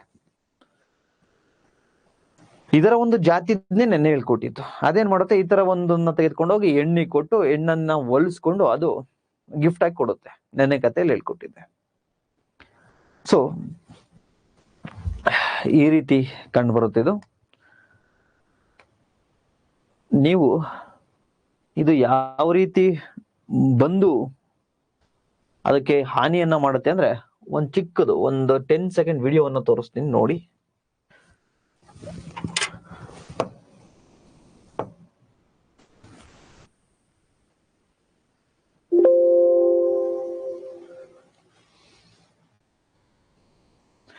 ಎಸ್, ನೀವು ಇಲ್ಲಿ ನೋಡ್ತಾ ಇರ್ಬೋದು ನೋಡಿ, ಹಿಂಗ್ ಮ್ಯಾಲ್ಕ್ ಹೋಗ್ಬಿಟ್ಟು ಈ ತರ ಮಾಡ್ಕೊಳುತ್ತೆ, ರೆಕ್ಕೆನ ಹಿಂಗ್ ಫುಲ್ ಚೂಪು ಮಾಡ್ಕೊಳುತ್ತೆ, ಫುಲ್ ಫಾಸ್ಟ್ ಬಂದು ಹೊಡಿಯುತ್ತೆ ಈ ತರ, ಈ ಶೇಪ್ ಅಲ್ಲಿ ಈಗ ತೋರಿಸಿದ್ರಲ್ವಾ ಹಿಂಗಲ್ಲ, ಈ ಶೇಪ್ ಅಲ್ಲಿ ಹೋಗಿ ಹೊಡಿಯುತ್ತೆ.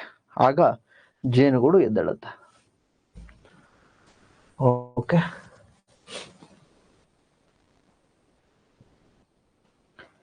ನೆಕ್ಸ್ಟ್ ಜೇನು ಅಂದ ತಕ್ಷಣ ತಾವೆಲ್ಲರೂ ಕೂಡ ಸೋಷಿಯಲ್ ಮೀಡಿಯಾ ಅಲ್ಲೂ ಇಲ್ಲೂ ನೋಡಿರ್ತೀರಾ.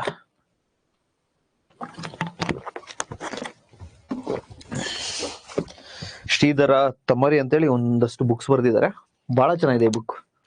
ಈ ಬುಕ್ಕಲ್ಲಿ ಈ ಎಲ್ಲ ಇನ್ಫಾರ್ಮೇಶನ್ ಇದೆ. ಈ ತರದೊಂದು 8 ಬುಕ್ಗಳಿದಾವೆ ನನ್ನ ಹತ್ರ. ಅದರಲ್ಲಿ ಈ ರೀತಿ ಇಂಟ್ರೆಸ್ಟಿಂಗ್ ಫ್ಯಾಕ್ಟರ್ಸ್ ಇದಾವೆ.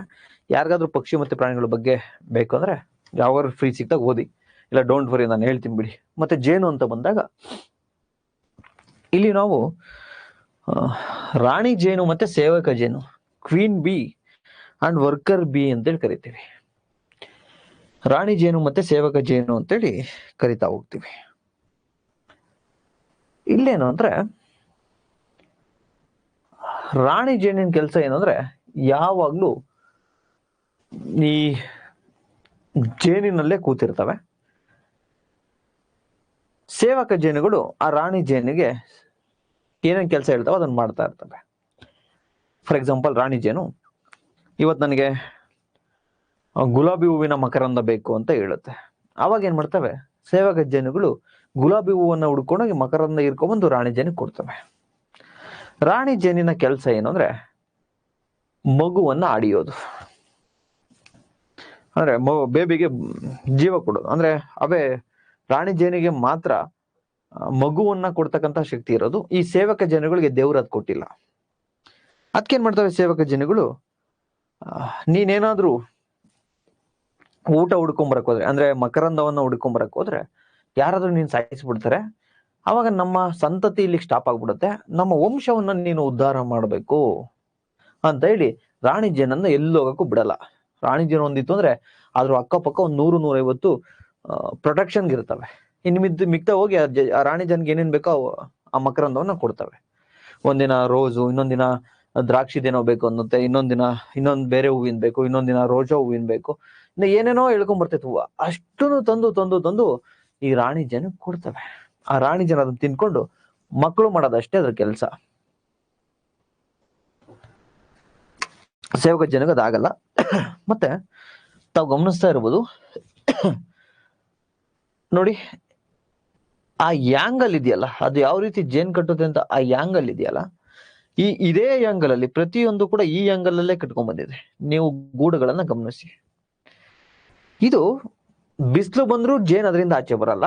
ಈ ಬೇಸಿಗೆಗಾಲದಾಗಲೂ ಮಳೆಗಾಲದಲ್ಲೂ ಮಳೆ ಬಂದ್ರು ಆ ಮಳೆ ನೀರು ಇದ್ರೊಳಗಡೆ ಹೋಗಲ್ಲ, ಗಾಳಿ ಬಂದ್ರು ಬಿದ್ದೋಗಲ್ಲ. ಅಷ್ಟರ ಮಟ್ಟಿಗೆ ಈ ರೀತಿ ಒಂದು ಶೇಪ್ ಅಲ್ಲಿ ಆಂಗಲ್ ಅಲ್ಲಿ ಇದು ಕಟ್ಟುತ್ತೆ. ಇಂಜಿನಿಯರಿಂಗ್ ಸ್ಕೂಲ್ಗೆ ಹೋಗಿಲ್ಲ ಇದು. ಮತ್ತೆ ತಾವು ಇರುವೆಗಳನ್ನ ಗಮನಿಸಿರ್ಬೋದು. ನಿಮ್ಮ ಮೈ ಮೇಲೆ ಇರುವೆ ಓಡಾಡ್ತಾ ಇದ್ರೆ ಅಂತ ಹಿಂಗ್ ಅದಕ್ಕೆ ಇದು ಮಾಡಿ ಗಾಳಿಯನ್ನ ಜೋರ ಕೊಡಿ. ಫಸ್ಟ್ನೇ ಸತಿ ಸ್ವಲ್ಪ ಅಲ್ಗಾಡುತ್ತೆ ಇರುವೆ, ಸೆಕೆಂಡ್ನೇ ಸರ್ತಿ ಅನ್ನಿ ಅಲ್ಗಾಡಲ್ಲ, ಮೂರನೇ ಸತಿ ಅನ್ನಿ ಅದು ಹೋಗಲ್ಲ. ಅಂದ್ರೆ ಅದು ಯಾವ್ದೋ ಒಂದು ಆಂಗಲ್ ಅಲ್ಲಿ ಅದು ಕಾಲುಗಳನ್ನ ಇಟ್ಕೊಳ್ಳುತ್ತೆ ಗ್ರಿಪ್ ಆಗಿ. ಆ ಆಂಗಲ್ ಅಲ್ಲಿ ಇಟ್ಕೊಂಡಿರೋದಕ್ಕೆ ಅದು ಅಲ್ಲಾಡಲ್ಲ. ನೆನ್ನೆ ನೀವು ಗಮನಿಸಿರ್ಬೋದು, ಸಿಂಗಾಪುರ್, ಮಯನ್ಮಾರ್ ಈ ಕಡೆ ಎಲ್ಲ ನೆನ್ನೆ ಇದೈತಲ್ಲ, ಅರ್ಥಕ್ವೇಕ್ ಅಲ್ಲಿ ಎಂತೆಂತ ಬಿಲ್ಡಿಂಗ್ಗಳು ಎಲ್ಲ ಬಿದ್ದೋದು. ಅಲ್ಲಿರ್ತಕ್ಕಂಥ ಇಂಜಿನಿಯರ್ ಕೂಡ ಟೆಕ್ನಾಲಜಿಯನ್ನು ಯೂಸ್ ಮಾಡಲ್ಲ. ಆ ರೀತಿ ಆ ಇರುವೆಗಳು ಈ ರೀತಿ ಜೇನ್ಗಳು ಯೂಸ್ ಮಾಡ್ತವೆ. It's okay. Next, levels of organisation in ecology. Class ಮಾಡ್ಬೇಕು, ಇಲ್ಲಿಗೆ ಸ್ಟಾಪ್ ಮಾಡ್ಲಾ?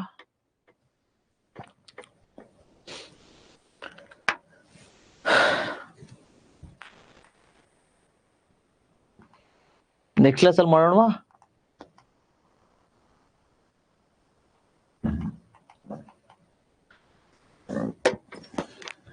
ನೀವ್ ಹೆಂಗ್ ಹೇಳ್ತಿರೋ ಹಂಗೆ. ಓಕೆ,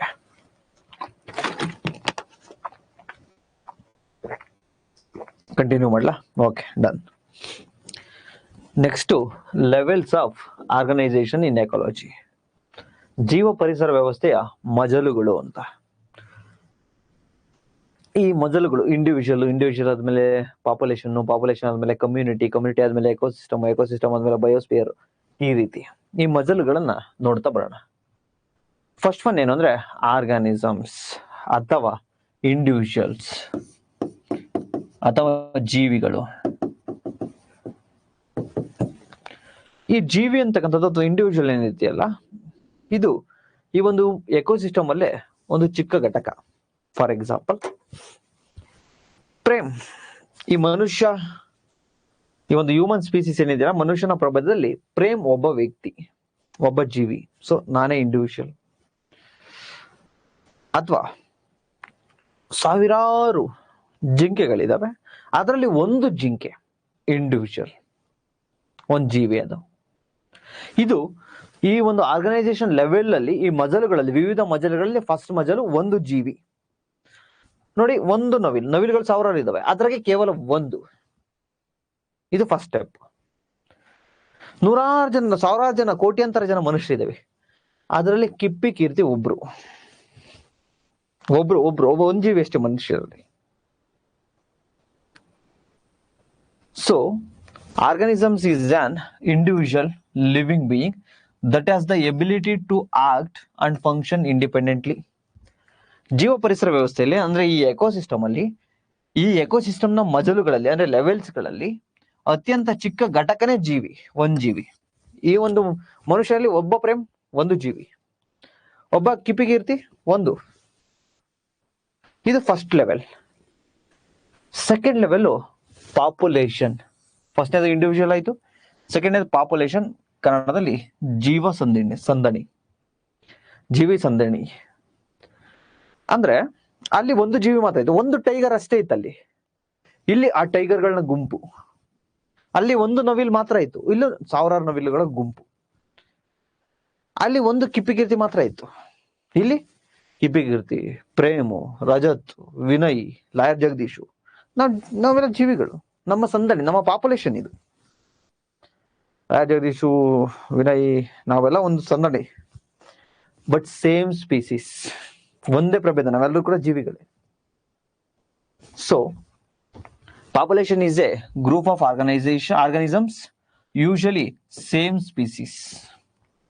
ಜೀವಿ ಸಂದಣಿ ಅಂತಕ್ಕಂಥದ್ದು ಸಾಮಾನ್ಯವಾಗಿ ಒಂದೇ ಜಾತಿಯ ಜೀವಿಗಳ ಗುಂಪು. ಅಲ್ಲಿ ಒಂದು ನವಿಲನ್ನ ನೋಡಿದ್ವಿ, ಇಲ್ಲಿ ನವಿಲುಗಳ ಗುಂಪು. ಅಲ್ಲಿ ಕೇವಲ ಒಂದು ಕಿಪಿಕೀರ್ತಿಯನ್ನ ಮಾತ್ರ ನೋಡಿದ್ವಿ, ಮನುಷ್ಯನ ಜಾತಿ. ಅಲ್ಲಿ ಇಲ್ಲಿ ಪ್ರೇಮನ್ನು ನೋಡ್ತೀರಾ, ವಿನಯ್ನು ನೋಡ್ತೀರಾ, ಇನ್ನೊಬ್ಬ ಲಾಯರ್ ಜಗದೀಶ್ನು ನೋಡ್ತೀರಾ, ಇನ್ನೊಬ್ಬ ರಜತ್ ಅವ್ರನ್ನು ನೋಡ್ತೀರಾ, ಪಬ್ಲಿಕ್ ಟಿವಿ ರಂಗಣ್ಣವ್ರನ್ನು ನೋಡ್ತೀರಾ. ಸೊ ನಮ್ಮ ಒಂದು ಗುಂಪು, ಇದು ಜೀವಿ ಸಂದಣಿ. ಫಸ್ಟ್ ಇಂಡಿವಿಜುವಲ್, ಆ ಸ್ಪೀಸೀಸ್ ಜೀವಿ. ಸೆಕೆಂಡ್ ಪಾಪ್ಯುಲೇಷನ್, ಜೀವಿ ಸಂದಣಿ. Next third one community.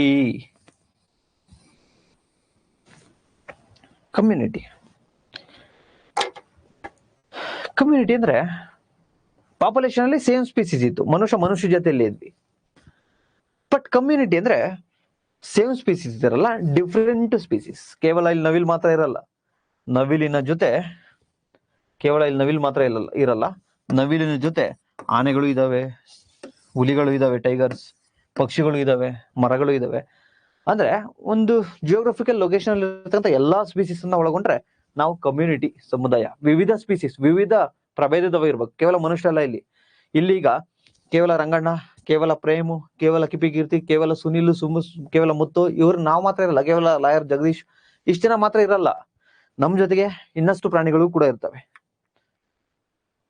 ರೇಷ್ಮಕ್ಕ, ಸಾರಿ, ಅವರು ಜೀವಿನೇ, ಅವರು ಮನುಷ್ಯ. ರೇಷ್ಮಕ್ಕ, ಈ ಮಂಜಣ್ಣ, ಕೇವಲ ನಾವು ಮಾತ್ರ ಅಲ್ಲ, ನಮ್ ಜೊತೆಗೆ ಕೋತಿಗಳಿರ್ತವೆ, ಹಸುಗಳಿರ್ತವೆ, ಸಿಂಹಗಳಿರ್ತವೆ, ಪಕ್ಷಿಗಳಿರ್ತವೆ, ಆನೆಗಳಿರ್ತವೆ. ಅಂದ್ರೆ ಡಿಫ್ರೆಂಟ್ ಸ್ಪೀಸೀಸ್, ವಿವಿಧ ಪ್ರಭೇದಗಳ ಜೀವಿಗಳೆಲ್ಲವೂ ಕೂಡ ಸೇರ್ಕೊಂಡ್ರೆ ಅದನ್ನೇ ನಾವು ಕಮ್ಯುನಿಟಿ ಅಥವಾ ಜೀವ ಸಮುದಾಯ. ಫಸ್ಟ್ ಒನ್ ಇಂಡಿವಿಜುವಲ್, ಕೇವಲ ಒಂದು ಪ್ರಭೇದದ ಒಂದು ಜೀವಿ. ಸೆಕೆಂಡ್ನೇದು ಪಾಪ್ಯುಲೇಷನ್, ಜೀವಿ ಸಂದಣಿ, ಕನ್ನಡದಲ್ಲಿ ಜೀವ ಸಂದಣಿ. ಅಂದ್ರೆ ಸೇಮ್ ಸ್ಪೀಸೀಸ್ ಬೇರೆ ಬೇರೆ ನವಿಲುಗಳ ಗುಂಪು. ಫಸ್ಟ್ ನವಿಲುಗಳ ಗುಂಪು. ಥರ್ಡ್ ಒನ್ ಕೇವಲ ನವಿಲುಗಳಿಲ್ಲ, ಇಲ್ಲಿ ಆನೆಗಳು ಇದಾವೆ, ಕರಡಿಗಳು ಇದಾವೆ, ಚೀತಗಳು ಇದಾವೆ. So community refers to the all population of different species ಬೇರೆ ಬೇರೆ ಪ್ರಭೇದದ ಜೀವಿ ಸಂದಣಿಯನ್ನ living and interacting in particular area or habitat. ಯಾವ್ದಾದ್ರು ಒಂದು ಪ್ರದೇಶದಲ್ಲಿ ಇವೆಲ್ಲ ಜೀವಿಗಳನ್ನ ನೋಡೋದು, ಇದನ್ನ ಕಮ್ಯುನಿಟಿ. ಸೋಷಿಯಲ್ ಮೀಡಿಯಾದಲ್ಲಿ ನೋಡ್ತಿದ್ದೀರಿ ಈಗ, A community May consist of different species of plants, animals, fungi, micro organisms. ಅಂದ್ರೆ ಸಮುದಾಯ ಅಂತಕ್ಕಂಥದ್ದು ಒಂದು ನಿರ್ದಿಷ್ಟ ಪ್ರದೇಶದಲ್ಲಿರ್ತಕ್ಕಂತಹ ಅಥವಾ ಒಂದು ಹ್ಯಾಬಿಟ್ಯಾಟ್, ಆವಾಸ ಸ್ಥಾನದಲ್ಲಿರ್ತಕ್ಕಂತಹ, ಅಲ್ಲಿ ವಾಸಿಸ್ತಕ್ಕಂತಹ, ಅಲ್ಲಿ ಸಂವಹನವನ್ನ ಮಾಡ್ತಕ್ಕಂತಹ ವಿವಿಧ ಜಾತಿಯ ಎಲ್ಲಾ ಜೀವಸಂದಣಿಯನ್ನ, ವಿವಿಧ ಡಿಫ್ರೆಂಟ್ ಸ್ಪೀಸೀಸ್ ನ ಎಲ್ಲಾ ಪಾಪ್ಯುಲೇಷನ್ ಅನ್ನ ಸೂಚಿಸುತ್ತದೆ. ಇಲ್ಲಿ ಕೇವಲ ಸಸ್ಯಗಳಿರಲ್ಲ, ಸಸ್ಯಗಳ ಜೊತೆ ಪ್ರಾಣಿಗಳಿರ್ತವೆ, ಶಿಲೀಂಧ್ರಗಳಿರ್ತವೆ, ಮೈಕ್ರೋ ಆರ್ಗನಿಸಮ್ಸ್ ಇರ್ತವೆ, ಬ್ಯಾಕ್ಟೀರಿಯಾಗಳಿರ್ತವೆ, ಸೂಕ್ಷ್ಮಾಣುಜೀವಿಗಳಿರ್ತವೆ ಎಲ್ಲ. ಈಗ ಫಾರ್ ಎಕ್ಸಾಂಪಲ್ ಈ ಚಂದ್ರ ಲೇಔಟ್ ತೆಗೆದುಕೊಂಡ್ರೆ ಇಲ್ಲಿರ್ತಕ್ಕಂತಹ ಪ್ರಾಣಿಗಳು, ಪಕ್ಷಿಗಳು, ಮನುಷ್ಯ ಎಲ್ಲರನ್ನು ಸೇರಿದ್ರೆ ನಾವು ಕಮ್ಯುನಿಟಿ ಅಂತ ಹೇಳಿ ಕರಿಬಹುದು. ಆದ್ರೆ ಚಂದ್ರ ಲೇಔಟ್ ಅಲ್ಲಿ ಒಬ್ಬ ಪ್ರೇಮ್ ಜೀವಿ. ಈ ನಮ್ಮ ಮನುಷ್ಯರ ಗುಂಪು ಇಲ್ಲಿದ್ರೆ ಚಂದ್ರ ಲೇಔಟ್ ಅಲ್ಲಿ ಅದು ಪಾಪ್ಯುಲೇಷನ್. ಅದೇ ಇಲ್ಲಿ ಜೀವಿಗಳ ಜೊತೆಗೆ ಪ್ರಾಣಿಗಳು, ಪಕ್ಷಿಗಳೆಲ್ಲ ಇದ್ರೆ ಕಮ್ಯುನಿಟಿ, ಸಮುದಾಯ, ಜೀವ ಸಮುದಾಯ. Next ecosystem. ತಮಗೆ ಈಗ ಆಲ್ರೆಡಿ ಗೊತ್ತಿದೆ ಎಕೋಸಿಸ್ಟಮ್ ಅಂದ್ರೆ it is A defined structural and functional unit of biosphere consisting of community of living beings and the physical environment. ಇಲ್ಲಿ ಅನೇಕ ಕಮ್ಯುನಿಟಿಗಳನ್ನ ಒಳಗೊಂಡಿರುತ್ತೆ, ಜೊತೆಗೆ ಭೌತಿಕ ಪರಿಸರಗಳನ್ನ ಒಳಗೊಂಡಿರುತ್ತೆ. ಸೊ ಇಲ್ಲಿರ್ತಕ್ಕಂತಹ ಒಂದು biotic factors plus physical world, ಭೌತಿಕ ಪರಿಸರ ಎರಡನ್ನ ಸೇರಿದ್ರೆ ಎಕೋಸಿಸ್ಟಮ್ ಅಂತ ಹೇಳಿ ಕರಿತಾ ಹೋಗ್ತೀವಿ. It includes plants, birds, animals, fish, micro organisms, water, soil, people ಎಲ್ಲವನ್ನ ನೋಡೋದು. ನೋಡಿ, ಇದೊಂದು ಎಕೋಸಿಸ್ಟಮ್, ಪರಿಸರ ವ್ಯವಸ್ಥೆ. ಇಲ್ಲೇನಿದೆ ನೋಡಿ, ಜೀವಿಗಳಿದಾವೆ ನೋಡಿ, ಇಲ್ಲಿ ಬ್ಯಾಕ್ಟೀರಿಯಾಗಳು, ಇವೆಲ್ಲ ಜೀವಿಗಳು. ಈ ಜೀವಿಗಳು ಪ್ಲಸ್ ಸುತ್ತಮುತ್ತ ಇರತಕ್ಕಂಥ ಮರಗಳಿಂದ ಗಾಳಿಯನ್ನ ಪಡಿತವೆ, ಸನ್ಲೈಟ್, ಸೂರ್ಯನಿಂದ ಶಕ್ತಿಯನ್ನ ಪಡಿತವೆ. ಸೊ ಜೀವಿಗಳು ಮತ್ತೆ ತಮ್ಮ ಭೌತಿಕ ಪರಿಸರ, ಆರ್ಗನಿಸಮ್ಸ್ ಪ್ಲಸ್ ಫಿಸಿಕಲ್ ವರ್ಲ್ಡ್, ಎರಡರ ನಡುವೆ ಇರ್ತಕ್ಕಂತಹ ಇಂಟರಾಕ್ಷನ್ ಅನ್ನೇ ನಾವು ಎಕೋಸಿಸ್ಟಮ್ ಅಥವಾ ಪರಿಸರ ವ್ಯವಸ್ಥೆ. ಈ ಪರಿಸರ ವ್ಯವಸ್ಥೆಯಲ್ಲಿ ಸಾಕಷ್ಟು ಹ್ಯಾಬಿಟ್ಯಾಟ್ಗಳು ಇನ್ಕ್ಲೂಡ್ ಆಗಿರ್ತವೆ, ಅಂದ್ರೆ ಆವಾಸ ಸ್ಥಾನಗಳು ಇನ್ಕ್ಲೂಡ್ ಆಗಿರ್ತವೆ. ಅಂದ್ರೆ ಈ ಆಲ್ಗೆ, ಈ ಸುತ್ತಮುತ್ತ ಇರ್ತಕ್ಕಂಥದ್ದು ಇದ್ರ ಹ್ಯಾಬಿಟೇಟ್, ಇದು ಇನ್ಕ್ಲೂಡ್ ಆಗಿದೆ ಯಾವ್ದ್ರಲ್ಲಿ? ಈ ಎಕೋಸಿಸ್ಟಮ್ ಅಲ್ಲಿ. ಇಲ್ಲೊಂದೇನೋ ಕಾಂಗೂರ್ ಇದೆ, ಇದ್ರ ಅಕ್ಕಪಕ್ಕ ಇರ್ತಕ್ಕಂಥದ್ದು ಇದ್ರ ಆವಾಸ ಸ್ಥಾನ, ಹ್ಯಾಬಿಟ್ಯಾಟ್, ಇದು ಇನ್ಕ್ಲೂಡ್ ಆಗಿರುತ್ತೆ ಈ ಪರಿಸರ ವ್ಯವಸ್ಥೆಯಲ್ಲಿ. ಸೊ ಟೋಟಲಿ ಇದೆಲ್ಲವನ್ನು ಕೂಡ ನಾವು ಎಕೋಸಿಸ್ಟಮ್ ಅಂತ ಹೇಳಿ ಕರಿತಾ ಹೋಗ್ತೀವಿ. ಸೊ ಈಗ ನೀವೇನ್ ನೋಡಿದ್ರಿ? ಫಸ್ಟ್ ಒನ್ ಇಂಡಿವಿಜುವಲ್, ಒಬ್ಬ ವ್ಯಕ್ತಿ ನೋಡಿದ್ರಿ. ಸೆಕೆಂಡ್ ಒನ್ ಪಾಪ್ಯುಲೇಷನ್, ಜೀವಸಂದಣಿ, ಆ ವ್ಯಕ್ತಿಗಳ ಗುಂಪನ್ನ ನೋಡಿದ್ರಿ. ಥರ್ಡ್ ಒನ್ ಕಮ್ಯುನಿಟಿ, ಕೇವಲ ಒಂದು ಸ್ಪೀಸೀಸ್ ಅಲ್ಲ, ಡಿಫ್ರೆಂಟ್ ಸ್ಪೀಸೀಸ್ ನ ಗ್ರೂಪ್ ಅನ್ನ ನೋಡಿದ್ರಿ ನೀವು, ಅಲ್ಲಿ ಕಮ್ಯುನಿಟಿ, ಸಮುದಾಯ. ಅದಾದ ನಂತರ ಎಕೋಸಿಸ್ಟಮ್, ಜೀವ ಪರಿಸರ ವ್ಯವಸ್ಥೆ. ಸೊ ನೋಡಿ, ಇಂಡಿವಿಜುವಲ್ ಆಯ್ತು, ಜೀವಿ. ಪಾಪ್ಯುಲೇಷನ್, ಜೀವಸಂದಣಿ ಆಯ್ತು. Next community, next ecosystem, next ಬರ್ತಕ್ಕಂಥದ್ದೇ ಬಯೋಮ್. ಬಯೋಮ್ ಅಥವಾ ಜೀವ ಸಮೂಹ.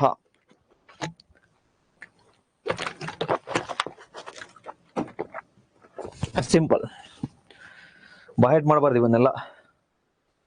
ಕಾನ್ಸೆಪ್ಟ್ ಅರ್ಥ ಮಾಡ್ಕೊಂಡ್ರೆ ಯಾವ್ದಾದ್ಮೇಲೆ ಯಾವ್ದು ಬರುತ್ತೆ ಗೊತ್ತಾಗುತ್ತೆ.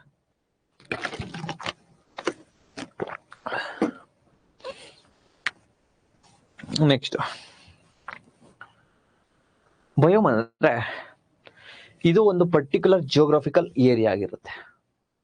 ಇದು ಒಂದು ನಿರ್ದಿಷ್ಟ ಭೌಗೋಳಿಕ ಪ್ರದೇಶ ಆಗಿರುತ್ತೆ. ಯೂಶಲಿ ಅಷ್ಟೂ ಪ್ರದೇಶವು ಕೂಡ ಸೇಮ್ ಕ್ಲೈಮೇಟ್ ಅನ್ನು ಹೊಂದಿರುತ್ತೆ. Same climate. For example desert, ಮರುಭೂಮಿಯಲ್ಲಿ ಮರಗಿಡಗಳು ಏರಳವಾಗಿರ್ತವ? ಇರಲ್ಲ. ಅಲ್ಲಲ್ಲೇ ಕುರುಚಲು ರೀತಿಯ ಗಿಡ ಮರಗಳಿರ್ತವೆ, ಬಿಸಿಲು ಸಿಕ್ಕಾಪಟ್ಟೆ ಇರುತ್ತೆ. ಸೊ ಇದು ಒಂದು ದೊಡ್ಡ geographical location, same climatic condition, ಒಂದೇ ರೀತಿಯ ಪ್ರಾಣಿಗಳು ಕಂಡು ಬರ್ತಾವ. ಸೊ ಇದನ್ನ ಬಯೋಮ್ ಅಂತ ಹೇಳಿ ಕರಿತೀವಿ. For example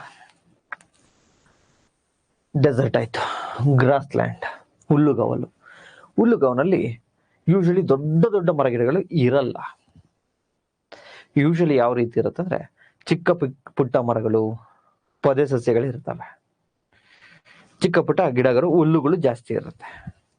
so same climate, ಈ ಕಡೆ ಜಾಸ್ತಿ ದಟ್ಟನೂ ಇರಲ್ಲ, ಈ ಕಡೆ ಡೆಸರ್ಟ್ ತರ ಮರುಭೂಮಿ ತರ ಏನು ಇಲ್ದಂಗೂ ಇರಲ್ಲ, ಈ ಕಡೆ ಎಲ್ಲ ಇದ್ದಂಗೂ ಇರಲ್ಲ, ಆ ಮಿಡಲ್ ಅಲ್ಲಿ ಇರುತ್ತೆ. ಸೊ ಇದು ಎಕೋಟೋನು ಅದು ಹೇಳ್ಕೊಡ್ತೀನಿ, ನೆಕ್ಸ್ಟ್ ಕಾನ್ಸೆಪ್ಟ್ ಎಕೋಟೋನ್ ಬರುತ್ತೆ, ಕ್ಯಾರೆಕ್ಟರಿಸ್ಟಿಕ್ಸ್ ಅದು ನೆಕ್ಸ್ಟ್ ನೋಡೋಣ. ಬಟ್ ಈಗ ಬಯೋಮಲ್ ನೋಡೋಣ. ಒಂದು ನಿರ್ದಿಷ್ಟ ಭೌಗೋಳಿಕ ಪ್ರದೇಶ ಬಟ್ ಸೇಮ್ ಕ್ಲೈಮೆಟಿಕ್ ಕಂಡೀಷನ್ಸ್, ಇದು ಒಂದು bio. Next tundra, tundra, TUNDRA, tundra. Tundra climate ಹೆಂಗಿರುತ್ತೆ?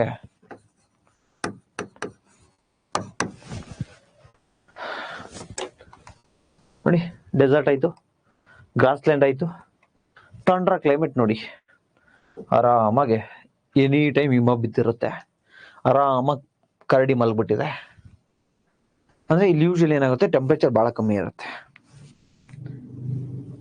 ಹಿಮ ಯಾವಾಗ್ಲೂ ಬೀಳ್ತಾ ಇರುತ್ತೆ. ಇಲ್ಲಿರ್ತಕ್ಕಂಥ ಪ್ರಾಣಿಗಳು ಯೂಶಲಿ ದಪ್ಪ ಇರ್ತವೆ, ಯಾಕೆಂದ್ರೆ ಆ ಚಳಿಯನ್ನ ಸಂರಕ್ಷಣೆ ಮಾಡ್ಲಿಕ್ಕೋಸ್ಕರ ಫ್ಯಾಟ್ ಜಾಸ್ತಿ ಇರುತ್ತೆ, ಕೂದಲುಗಳು ಜಾಸ್ತಿ ಇರ್ತವೆ ಮೈ ಮೇಲೆ. ಯೂಶಲಿ ಒಂದೇ ರೀತಿಯ ಕ್ಲೈಮೇಟ್ ಇದು, ಒಂದು ನಿರ್ದಿಷ್ಟ ಭೌಗೋಳಿಕ ಪ್ರದೇಶನ ಇದು. ಸೊ ಇದನ್ನ ಬಯೋಮ್ ಅಂತ ಹೇಳಿ ಕರಿತೀವಿ. So biome means, biome refers to a large geographical region. Keyword large geographical region ಇರುತ್ತೆ, characterized by the particular set of climate. This is also keyword. Particular set of climate condition ಅನ್ನ ಒಳಗೊಂಡಿರುತ್ತೆ. ಇಲ್ಲಿ usually plant ಮತ್ತೆ animal ಇದ್ದೇ ಇರ್ತವೆ. So biome ಎನ್ನುವುದು ಒಂದು ನಿರ್ದಿಷ್ಟ ಹವಾಮಾನ ಪರಿಸ್ಥಿತಿಗಳನ್ನ ಒಳಗೊಂಡಿರುತ್ತೆ. ಇಲ್ಲಿ ಸಸ್ಯಗಳು ಮತ್ತು ಪ್ರಾಣಿಗಳು ಕೂಡ ಇರ್ತವೆ. ಇದು ಒಂದು ದೊಡ್ಡ ಭೌಗೋಳಿಕ ಪ್ರದೇಶ ಆಗಿರುತ್ತೆ. ಯಾವ ಒಂದು ಭೌಗೋಳಿಕ, ಇಲ್ಲಿ ಬಯೋಮ್ ಅಂದ್ರೆ ಸಿಂಪಲ್, ಒಂದು ಭೌಗೋಳಿಕ ಪ್ರದೇಶ, ಒಂದು ಪರ್ಟಿಕ್ಯುಲರ್ ಎನ್ವೈರನ್ಮೆಂಟ್ ಇರುತ್ತೆ, ಜಿಯೋಗ್ರಫಿಕಲ್ ಏರಿಯಾ, ಅದರಲ್ಲಿ ಸೇಮ್ ಎನ್ವೈರನ್ಮೆಂಟಲ್ ಕಂಡೀಷನ್ಸ್, ಸೇಮ್ ಒಂದೇ ರೀತಿಯ ಹವಾಮಾನ, ಈ ರೀತಿ ಇರ್ತಕ್ಕಂತಹ ಒಂದು ಪ್ರದೇಶವನ್ನೇ ನಾವು ಬಯೋಮ್. ಫಾರ್ ಎಕ್ಸಾಂಪಲ್ ಬಯೋಮ್ಗೆ ಡೆಸರ್ಟ್ ಆಗಿರ್ಬೋದು, ಟಂಡ್ರಾ ಆಗಿರ್ಬೋದು, ರೈನ್ ಫಾರೆಸ್ಟ್ ಆಗಿರ್ಬೋದು, ಗ್ರಾಸ್ ಲ್ಯಾಂಡ್ ಆಗಿರ್ಬೋದು, ಹುಲ್ಲುಗಾವಲು, ಮರುಭೂಮಿ, ಟಂಡ್ರಾ, ಮಳೆಕಾಡುಗಳು, ಟೆಂಪರೇಟ್ ಫಾರೆಸ್ಟ್, ಇವೆಲ್ಲ ಒಂದು ನಿರ್ದಿಷ್ಟ ಭೌಗೋಳಿಕ ಪ್ರದೇಶ. ಪ್ಲಸ್ ಇಲ್ಲಿ ಎರಡು ನಿಮ್ ಕೀವರ್ಡ್, ಒಂದು ನಿರ್ದಿಷ್ಟ ಭೌಗೋಳಿಕ ಪ್ರದೇಶ ಪ್ಲಸ್ ಒಂದೇ ರೀತಿಯ ಕ್ಲೈಮೆಟಿಕ್ ಕಂಡೀಷನ್ಸ್, ಹವಾಮಾನ ಪರಿಸ್ಥಿತಿ. So particular geographical conditions plus ಒಂದೇ ರೀತಿಯ ಕ್ಲೈಮೆಟಿಕ್ ಕಂಡೀಷನ್ಸ್ ಇರತಕ್ಕಂತಹ ಈ ಒಂದು ಪ್ರದೇಶವನ್ನು ನಾವು ಬಯೋಮ್ ಅಂತೇಳಿ ಕರಿತಾ ಹೋಗ್ತೀವಿ. ಸೊ ನೆಕ್ಸ್ಟ್ ಬರೋದೆ ಬಯೋಸ್ಫಿಯರ್, ಜೀವಗೋಳ. ಹೆಸರಲ್ಲೇ ಇದೆ ನೋಡಿ, ಬಯೋ ಅಂದ್ರೆ ಲೈಫ್ ಅಂತ, ಅಂದ್ರೆ ಜೀವಿ ಅಂತ ಅಥವಾ ಜೀವ ಅಂತ. ಸ್ಪಿಯರ್ ಅಂದ್ರೆ ಗೋಳ, ಜೀವ ಗೋಳ ಅಂತ. ಜೀವಿಗಳಲ್ಲಿ ಇರ್ತಾವ ಅದನ್ನ ಜೀವಗೋಳ, ಸಿಂಪಲ್. ಇಟ್ ಮೀನ್ಸ್, ಇಲ್ಲಿ ಗಮನಿಸಿ, ಒಂದು ಜೀವಿ ಅಂದ್ರೆ ಗಾಳಿ ಬೇಕು. ಗಾಳಿ ಎಲ್ಲಿ ಸಿಗುತ್ತೆ? ಅಟ್ಮಾಸ್ಫಿಯರ್ ಅಲ್ಲಿ ಸಿಗುತ್ತೆ.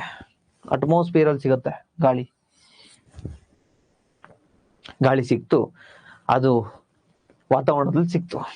ನೆಕ್ಸ್ಟ್ ಒಂದು ಜೀವಿ ನಿಂತಿದೆ ಅಂದ್ರೆ, ನಾನು ಇಲ್ಲಿ ನಿಂತ್ಕೊಂಡಿದ್ದೀನಿ ಅಂದ್ರೆ, ನನಗೆ ಭೂಮಿ ಇದೆಯಲ್ವಾ ಮೇಲ್ಗಡೆ, ಭೂಮಿ ಮೇಲ್ಭಾಗ, ಜಿಯೋಗ್ರಫಿಲಿ ಹೇಳ್ಕೊಡ್ತಾರೆ ನಿಮ್ಗೆ, ಅದನ್ನ ಲಿಥೋಸ್ಫಿಯರ್. ವಾತಾವರಣ ಆಯ್ತು, ವಾತಾವರಣದ ನಂತರ ಭೂಮಿ ಮೇಲ್ಭಾಗ ಲಿಥೋಸ್ಫಿಯರ್. ನೆಕ್ಸ್ಟ್ ನನಗೆ ಗಾಳಿ ಸಿಕ್ತು, ನಿಂತ್ಕೊಳ್ಳಿಕ್ಕೆ ಒಂದು ಸ್ಥಳ ಸಿಕ್ತು. ನೆಕ್ಸ್ಟ್ ನನ್ಗೇನ್ ಬೇಕು? ನೀರ್ ಬೇಕಲ್ವಾ? ಎಲ್ಲಿ ಸಿಗುತ್ತೆ? ಜಲಗೋಳದಲ್ಲಿ ಸಿಗುತ್ತೆ, ಹೈಡ್ರೋಸ್ಫಿಯರ್, ಜಲಗೋಳದಲ್ಲಿ ಸಿಗುತ್ತೆ. ಸೊ ಇಲ್ಲಿ ಭೂಮಿ ಆರಾಮಾಗಿ ಜೀವ ವಾಸವನ್ನ ಮಾಡ್ಬೋದು. ಸೊ ಈಗ ಪ್ರೇಮ್ ಇಲ್ಲಿ ನಿಂತಿದ್ದೀನಿ, ನನಗೆ ಗಾಳಿ ಬೇಕು, ಅಟ್ಮಾಸ್ಫಿಯರ್ ಇಂದ ಸಿಗ್ತಾ ಇದೆ.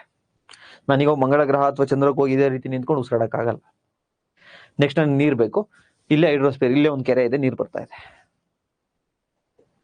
ಅಥವಾ ಬೋರ್ವೆಲ್ ಹಾಕ್ಸಿದ್ರೆ ನೀರು ಬರ್ತಾ ಇದೆ. ಸೊ ಜಲಗೋಳ ಐತೆ, ವಾಯುಗೋಳ ಆಯ್ತು, ನಾನು ನಿಂತಿದ್ದೀನಿ ಲಿಥೋಸ್ಫಿಯರ್ ಮೇಲೆ. ಯಾವ ಒಂದು ಪ್ರದೇಶದಲ್ಲಿ ಜಲಗೋಳ, ವಾಯುಗೋಳ, ಈ ಭೂಮಿಯ ಮೇಲ್ಪದರ ಲಿಥೋಸ್ಫಿಯರ್, ಈ ಮೂರು ಒಟ್ಟಿಗೆ ಕಾಂಬಿನೇಷನ್ ಕಾಣ್ತೀವಲ್ಲ, ಅದನ್ನೇ ನಾವು ಬಯೋಸ್ಫಿಯರ್ ಅಂತ ಹೇಳಿ ಕರಿತೀವಿ. ಬಯೋಸ್ಫಿಯರ್ ಅಂದ್ರೆ ನೋಡಿ, ಈ ನರಿ ವಾಸ ಮಾಡ್ಲಿಕ್ಕೆ ಗಾಳಿ ಬೇಕು, ಅಟ್ಮಾಸ್ಫಿಯರ್ ಇಂದ ಪಡ್ಕೋತಾ ಇದೆ, ನಿಂತ್ಕೊಂಡಿದೆ ಲಿಥೋಸ್ಫಿಯರ್ ಮೇಲೆ, ನೀರನ್ನ ಪಡ್ಕೋತಾ ಇದೆ. ಸೊ ಈ ಝೋನ್ ಇದೆಯಲ್ವಾ, ಈ ಝೋನು, ಈ ಪರ್ಫೆಕ್ಟ್ ಕಾಂಬಿನೇಷನ್ ಏನಿದೆಯಲ್ವಾ ಜೀವ ವಾಸ ಮಾಡ್ಲಿಕ್ಕೆ, ಇದೇ ಜೀವಿಗೋಳ ಅಥವಾ biosphere. Biosphere represent highly integrated and interacting zone. It is a highly integrated and interacting zone comprising atmosphere means air, hydrosphere for water, lithosphere for land.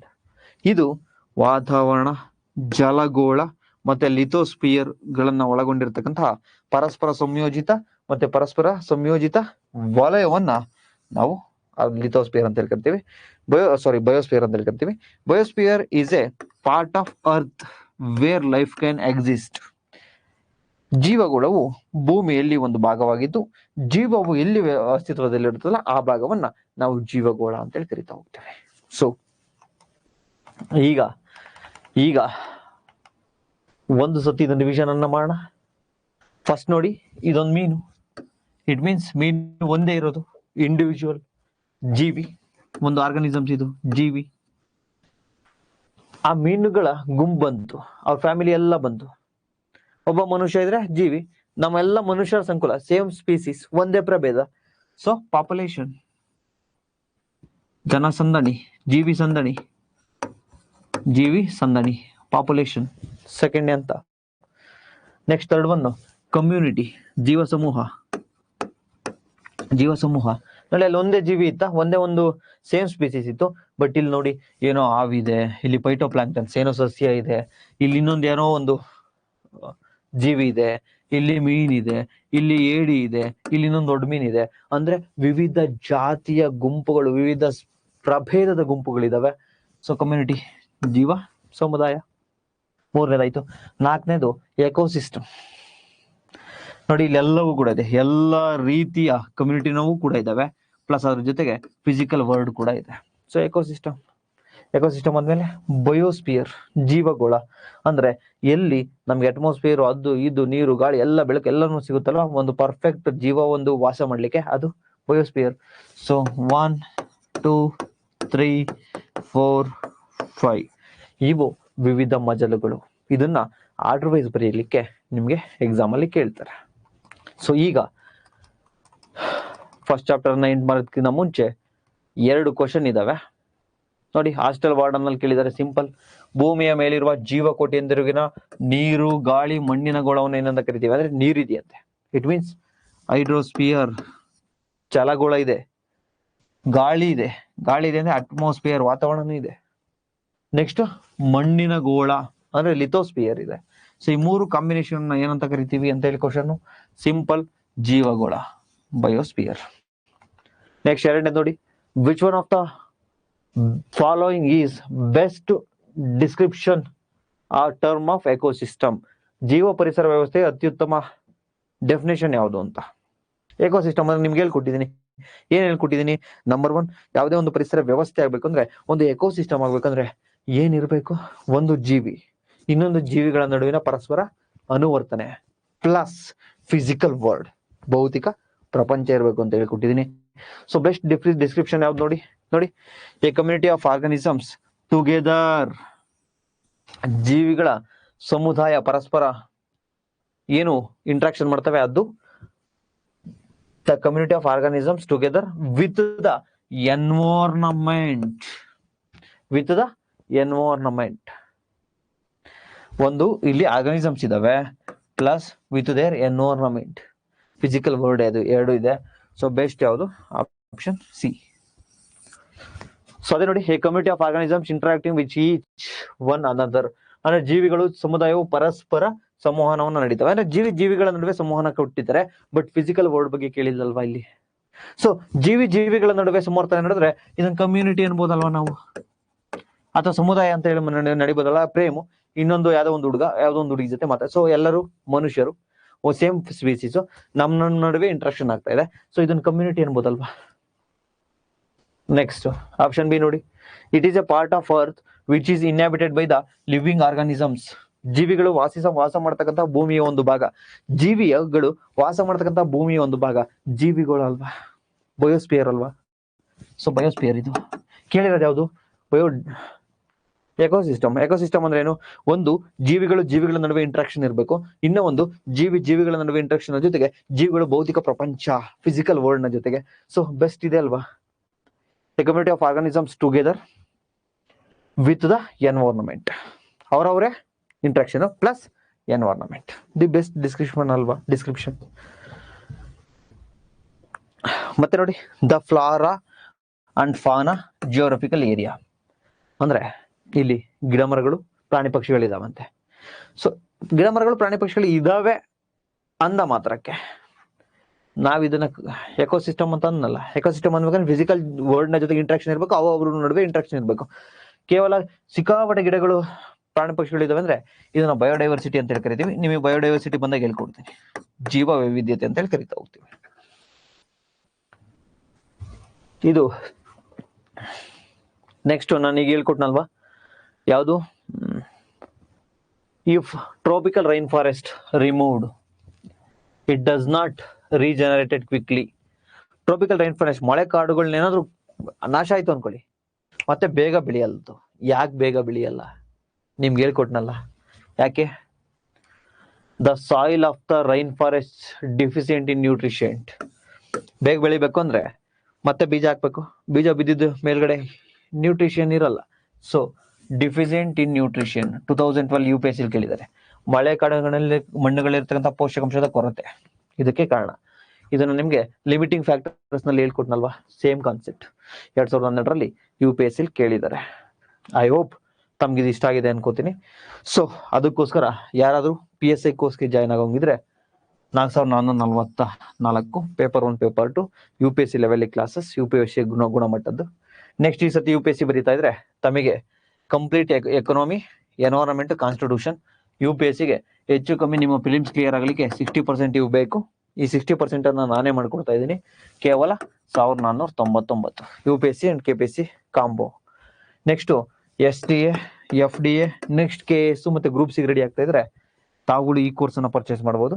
3555 8 ಸಬ್ಜೆಕ್ಟ್ಗಳು ಇನ್ಕ್ಲೂಡ್ ಆಗುತ್ತೆ. So thank you so much ಇಷ್ಟೊತ್ತು ನನ್ನನ್ನು ತಡ್ಕೊಂಡಿದ್ದಕ್ಕೆ. I hope ಎಲ್ಲರಿಗೂ ಕೂಡ ಎಲ್ಲ concept ಕೂಡ clear ಆಗಿದೆ ಅನ್ಕೋತೀನಿ. ಆಲ್ ದ ಬೆಸ್ಟ್, ಚೆನ್ನಾಗಿ ಓದಿ. ಇವತ್ತಿಂದ ರಿವಿಷನ್ ಅನ್ನ ಇವತ್ತೇ ಮಾಡಿ. ಮತ್ತೆ ಇನ್ನೊಂದೇನಂದ್ರೆ, ನಾನು ಇಷ್ಟು ಎಫರ್ಟ್ ಆಗ್ತಾ ಇದೆ ಅಂದ್ರೆ ನೀವು ಒಂದಷ್ಟು ಎಫರ್ಟ್ ಆಗ್ಬೇಕು. ಅವತ್ತಿನ ರಿವಿಷನ್ ಅವತ್ತು ಮಾಡ್ಬೇಕು. ಸಾಧ್ಯವಾದಷ್ಟು ಆಥರ್ ಬುಕ್ಸ್ ಅನ್ನ ಓದ್ಲಿಕ್ಕೆ ಶುರು ಮಾಡಿ. Thank you so much. Concept clear ಅಲ್ವಾ? Yes, BGS concept clear sir, very good, super class sir, thank you so much.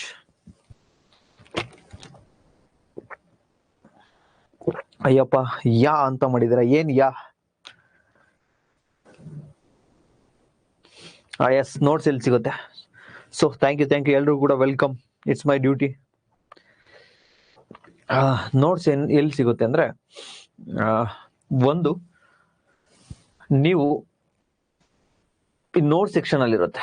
Content ಹೋಗಿ, ಕಂಟೆಂಟ್ ಅಲ್ಲಿ ಎನ್ವೈರನ್ಮೆಂಟ್ ಕ್ಲಾಸಸ್, ಎನ್ವೈರನ್ಮೆಂಟ್ ನೋಟ್ಸ್ ಅಂತ ಇರುತ್ತೆ. ಎನ್ವೈರನ್ಮೆಂಟ್ ನ ನೋಟ್ಸ್ ನ ಸೆಕ್ಷನ್ ಹೋಗಿ ಡೌನ್ಲೋಡ್ ಮಾಡಿ ಅಲ್ಲಿಂದಾನೇ ಶೇರ್ ಮಾಡ್ಬೋದು. ಅಥವಾ ಎಲ್ಲ ಡೌನ್ಲೋಡ್ ಮಾಡ್ಕೊಂಡ್ಬಿಟ್ಟು ನಿಮ್ಮ ಹೋಮ್ ಸ್ಕ್ರೀನ್ಗೆ ಬನ್ನಿ, ಹೋಮ್ಗೆ ಬನ್ನಿ. ಹೋಮಿಗೆ ಬಂದ ನಂತರ ಆಪಲ್ಲೇ ಹೋಮಿಗೆ ಬಂದ ನಂತರ ಸ್ವಲ್ಪ ಸ್ಕ್ರೋಲ್ ಮಾಡಿ, ಮೇಲ್ಗಡೆ ಎತ್ತಿ ಮೈ ಡೌನ್ಲೋಡಿಂಗ್ಸ್ ಅಂತ ಇರುತ್ತೆ. ಅಲ್ಲಿಗೆ ಬಂದ್ರೆ ಎಕನಾಮಿ, ಎನ್ವೈರನ್ಮೆಂಟ್ ಯಾವುದೇ ನೋಟ್ಸಸ್ ಆಗಲಿ ಡೌನ್ಲೋಡ್ ಮಾಡ್ಕೊಂಡಿರ್ತಾರೋ ಅಷ್ಟು ಇರುತ್ತೆ. ಅಲ್ಲಿಂದ ಶೇರ್ ಮಾಡಿ, ಈಸಿಯಾಗಿ ಆಗುತ್ತೆ. ಮೈ ಡೌನ್ಲೋಡಿಂಗ್ಸ್ ಅಲ್ಲಿ ಅಪ್ಲೋಡ್ ಮಾಡ್ತೀನಿ. Done. Super class, thank you so much. ನಿಮಗೆ ಕ್ಲಾಸ್ ಇಷ್ಟ ಆಗ್ತದೆ ಅಂದ್ರೆ ನಿಮ್ಮ ಫ್ರೆಂಡ್ಸ್ಗೂ ಕೂಡ ಸಜೆಸ್ಟ್ ಮಾಡಿ, ನಮ್ಗೊಂದು ಹೆಲ್ಪ್ ಆಗುತ್ತೆ.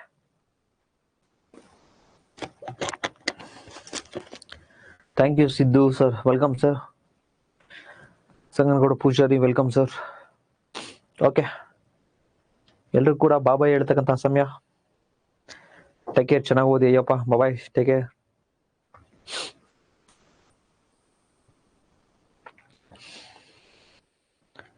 ಬೆಂಕಿ sir class. Thank you sir.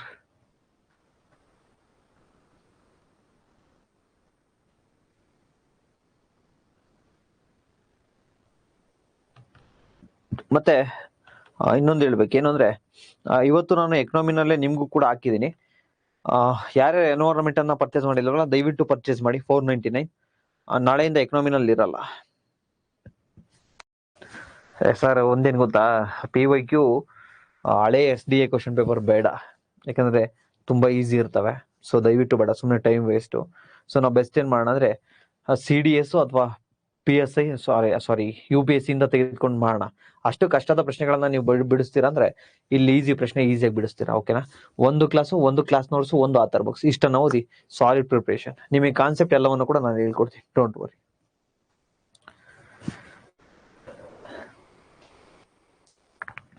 Okay, bye, take care.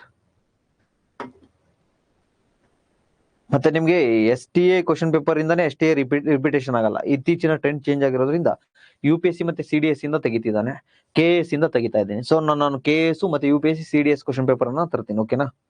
So ಚಿಕ್ಕ ಪುಟ್ಟ ಬೇಡ. PSI ಇವೆಲ್ಲ ಸ್ಮಾಲ್ ಕ್ವಶನ್ಸ್ ಇರುತ್ತೆ. ಸೊ ಅಷ್ಟು ಈಗ ಅದನ್ನ ರಿಪಿಟೇಷನ್ ಆಗೋದು ಬಹಳ ಕಡಿಮೆ. ಅಂದ್ರೆ ನಾನು ಏನ್ ಹೇಳ್ತೀನಿ ಅಂದ್ರೆ, ಹೇಳಿದ್ನಲ್ವಾ, ಇಲ್ಲಿಂದ ಕಲಬುರ್ಗಿವರೆಗೂ ಟಿಕೆಟ್ ತಗೊಂಡ್ರೆ ಮಧ್ಯದಲ್ಲಿ ಎಲ್ಲಿ ಬೇಕಾದ್ರೂ ಇಳ್ಕೋಬಹುದು. ಅದೇ ನಾವ್ ಇಲ್ಲೇ ತುಮಕೂರಿ ಟಿಕೆಟ್ ತಗೊಂಡು ಕಲಬುರ್ಗಿಗೆ ಹೋಗ್ತೀನಿ ಅಂದ್ರೆ ಆಗಲ್ಲ. ಸೊ ಡೀಪ್ ನಾಲೆಡ್ಜ್ ಗಳಿಸೋಣ. Thank you, bye. ಏನು ಡೌಟ್ಸ್ ಇಲ್ಲ ಅಲ್ವಾ? ನಾನು ಬಾಯ್ ಹೇಳೋದು ಮತ್ತೆ ಒಂದು ಡೌಟ್ಸ್ ಕೇಳೋದು ಹಂಗಾಗ್ತಾ ಇದೆ. ಏನು ಡೌಟ್ಸ್ ಇಲ್ವಾ? ನಾನು ಹೊರಡ್ಬೋದಾ ಇನ್ನ?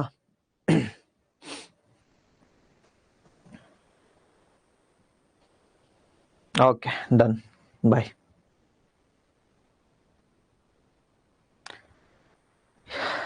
You are right sir, I am always right. ಸುಮ್ಮನೆ ಹೇಳಿದೆ.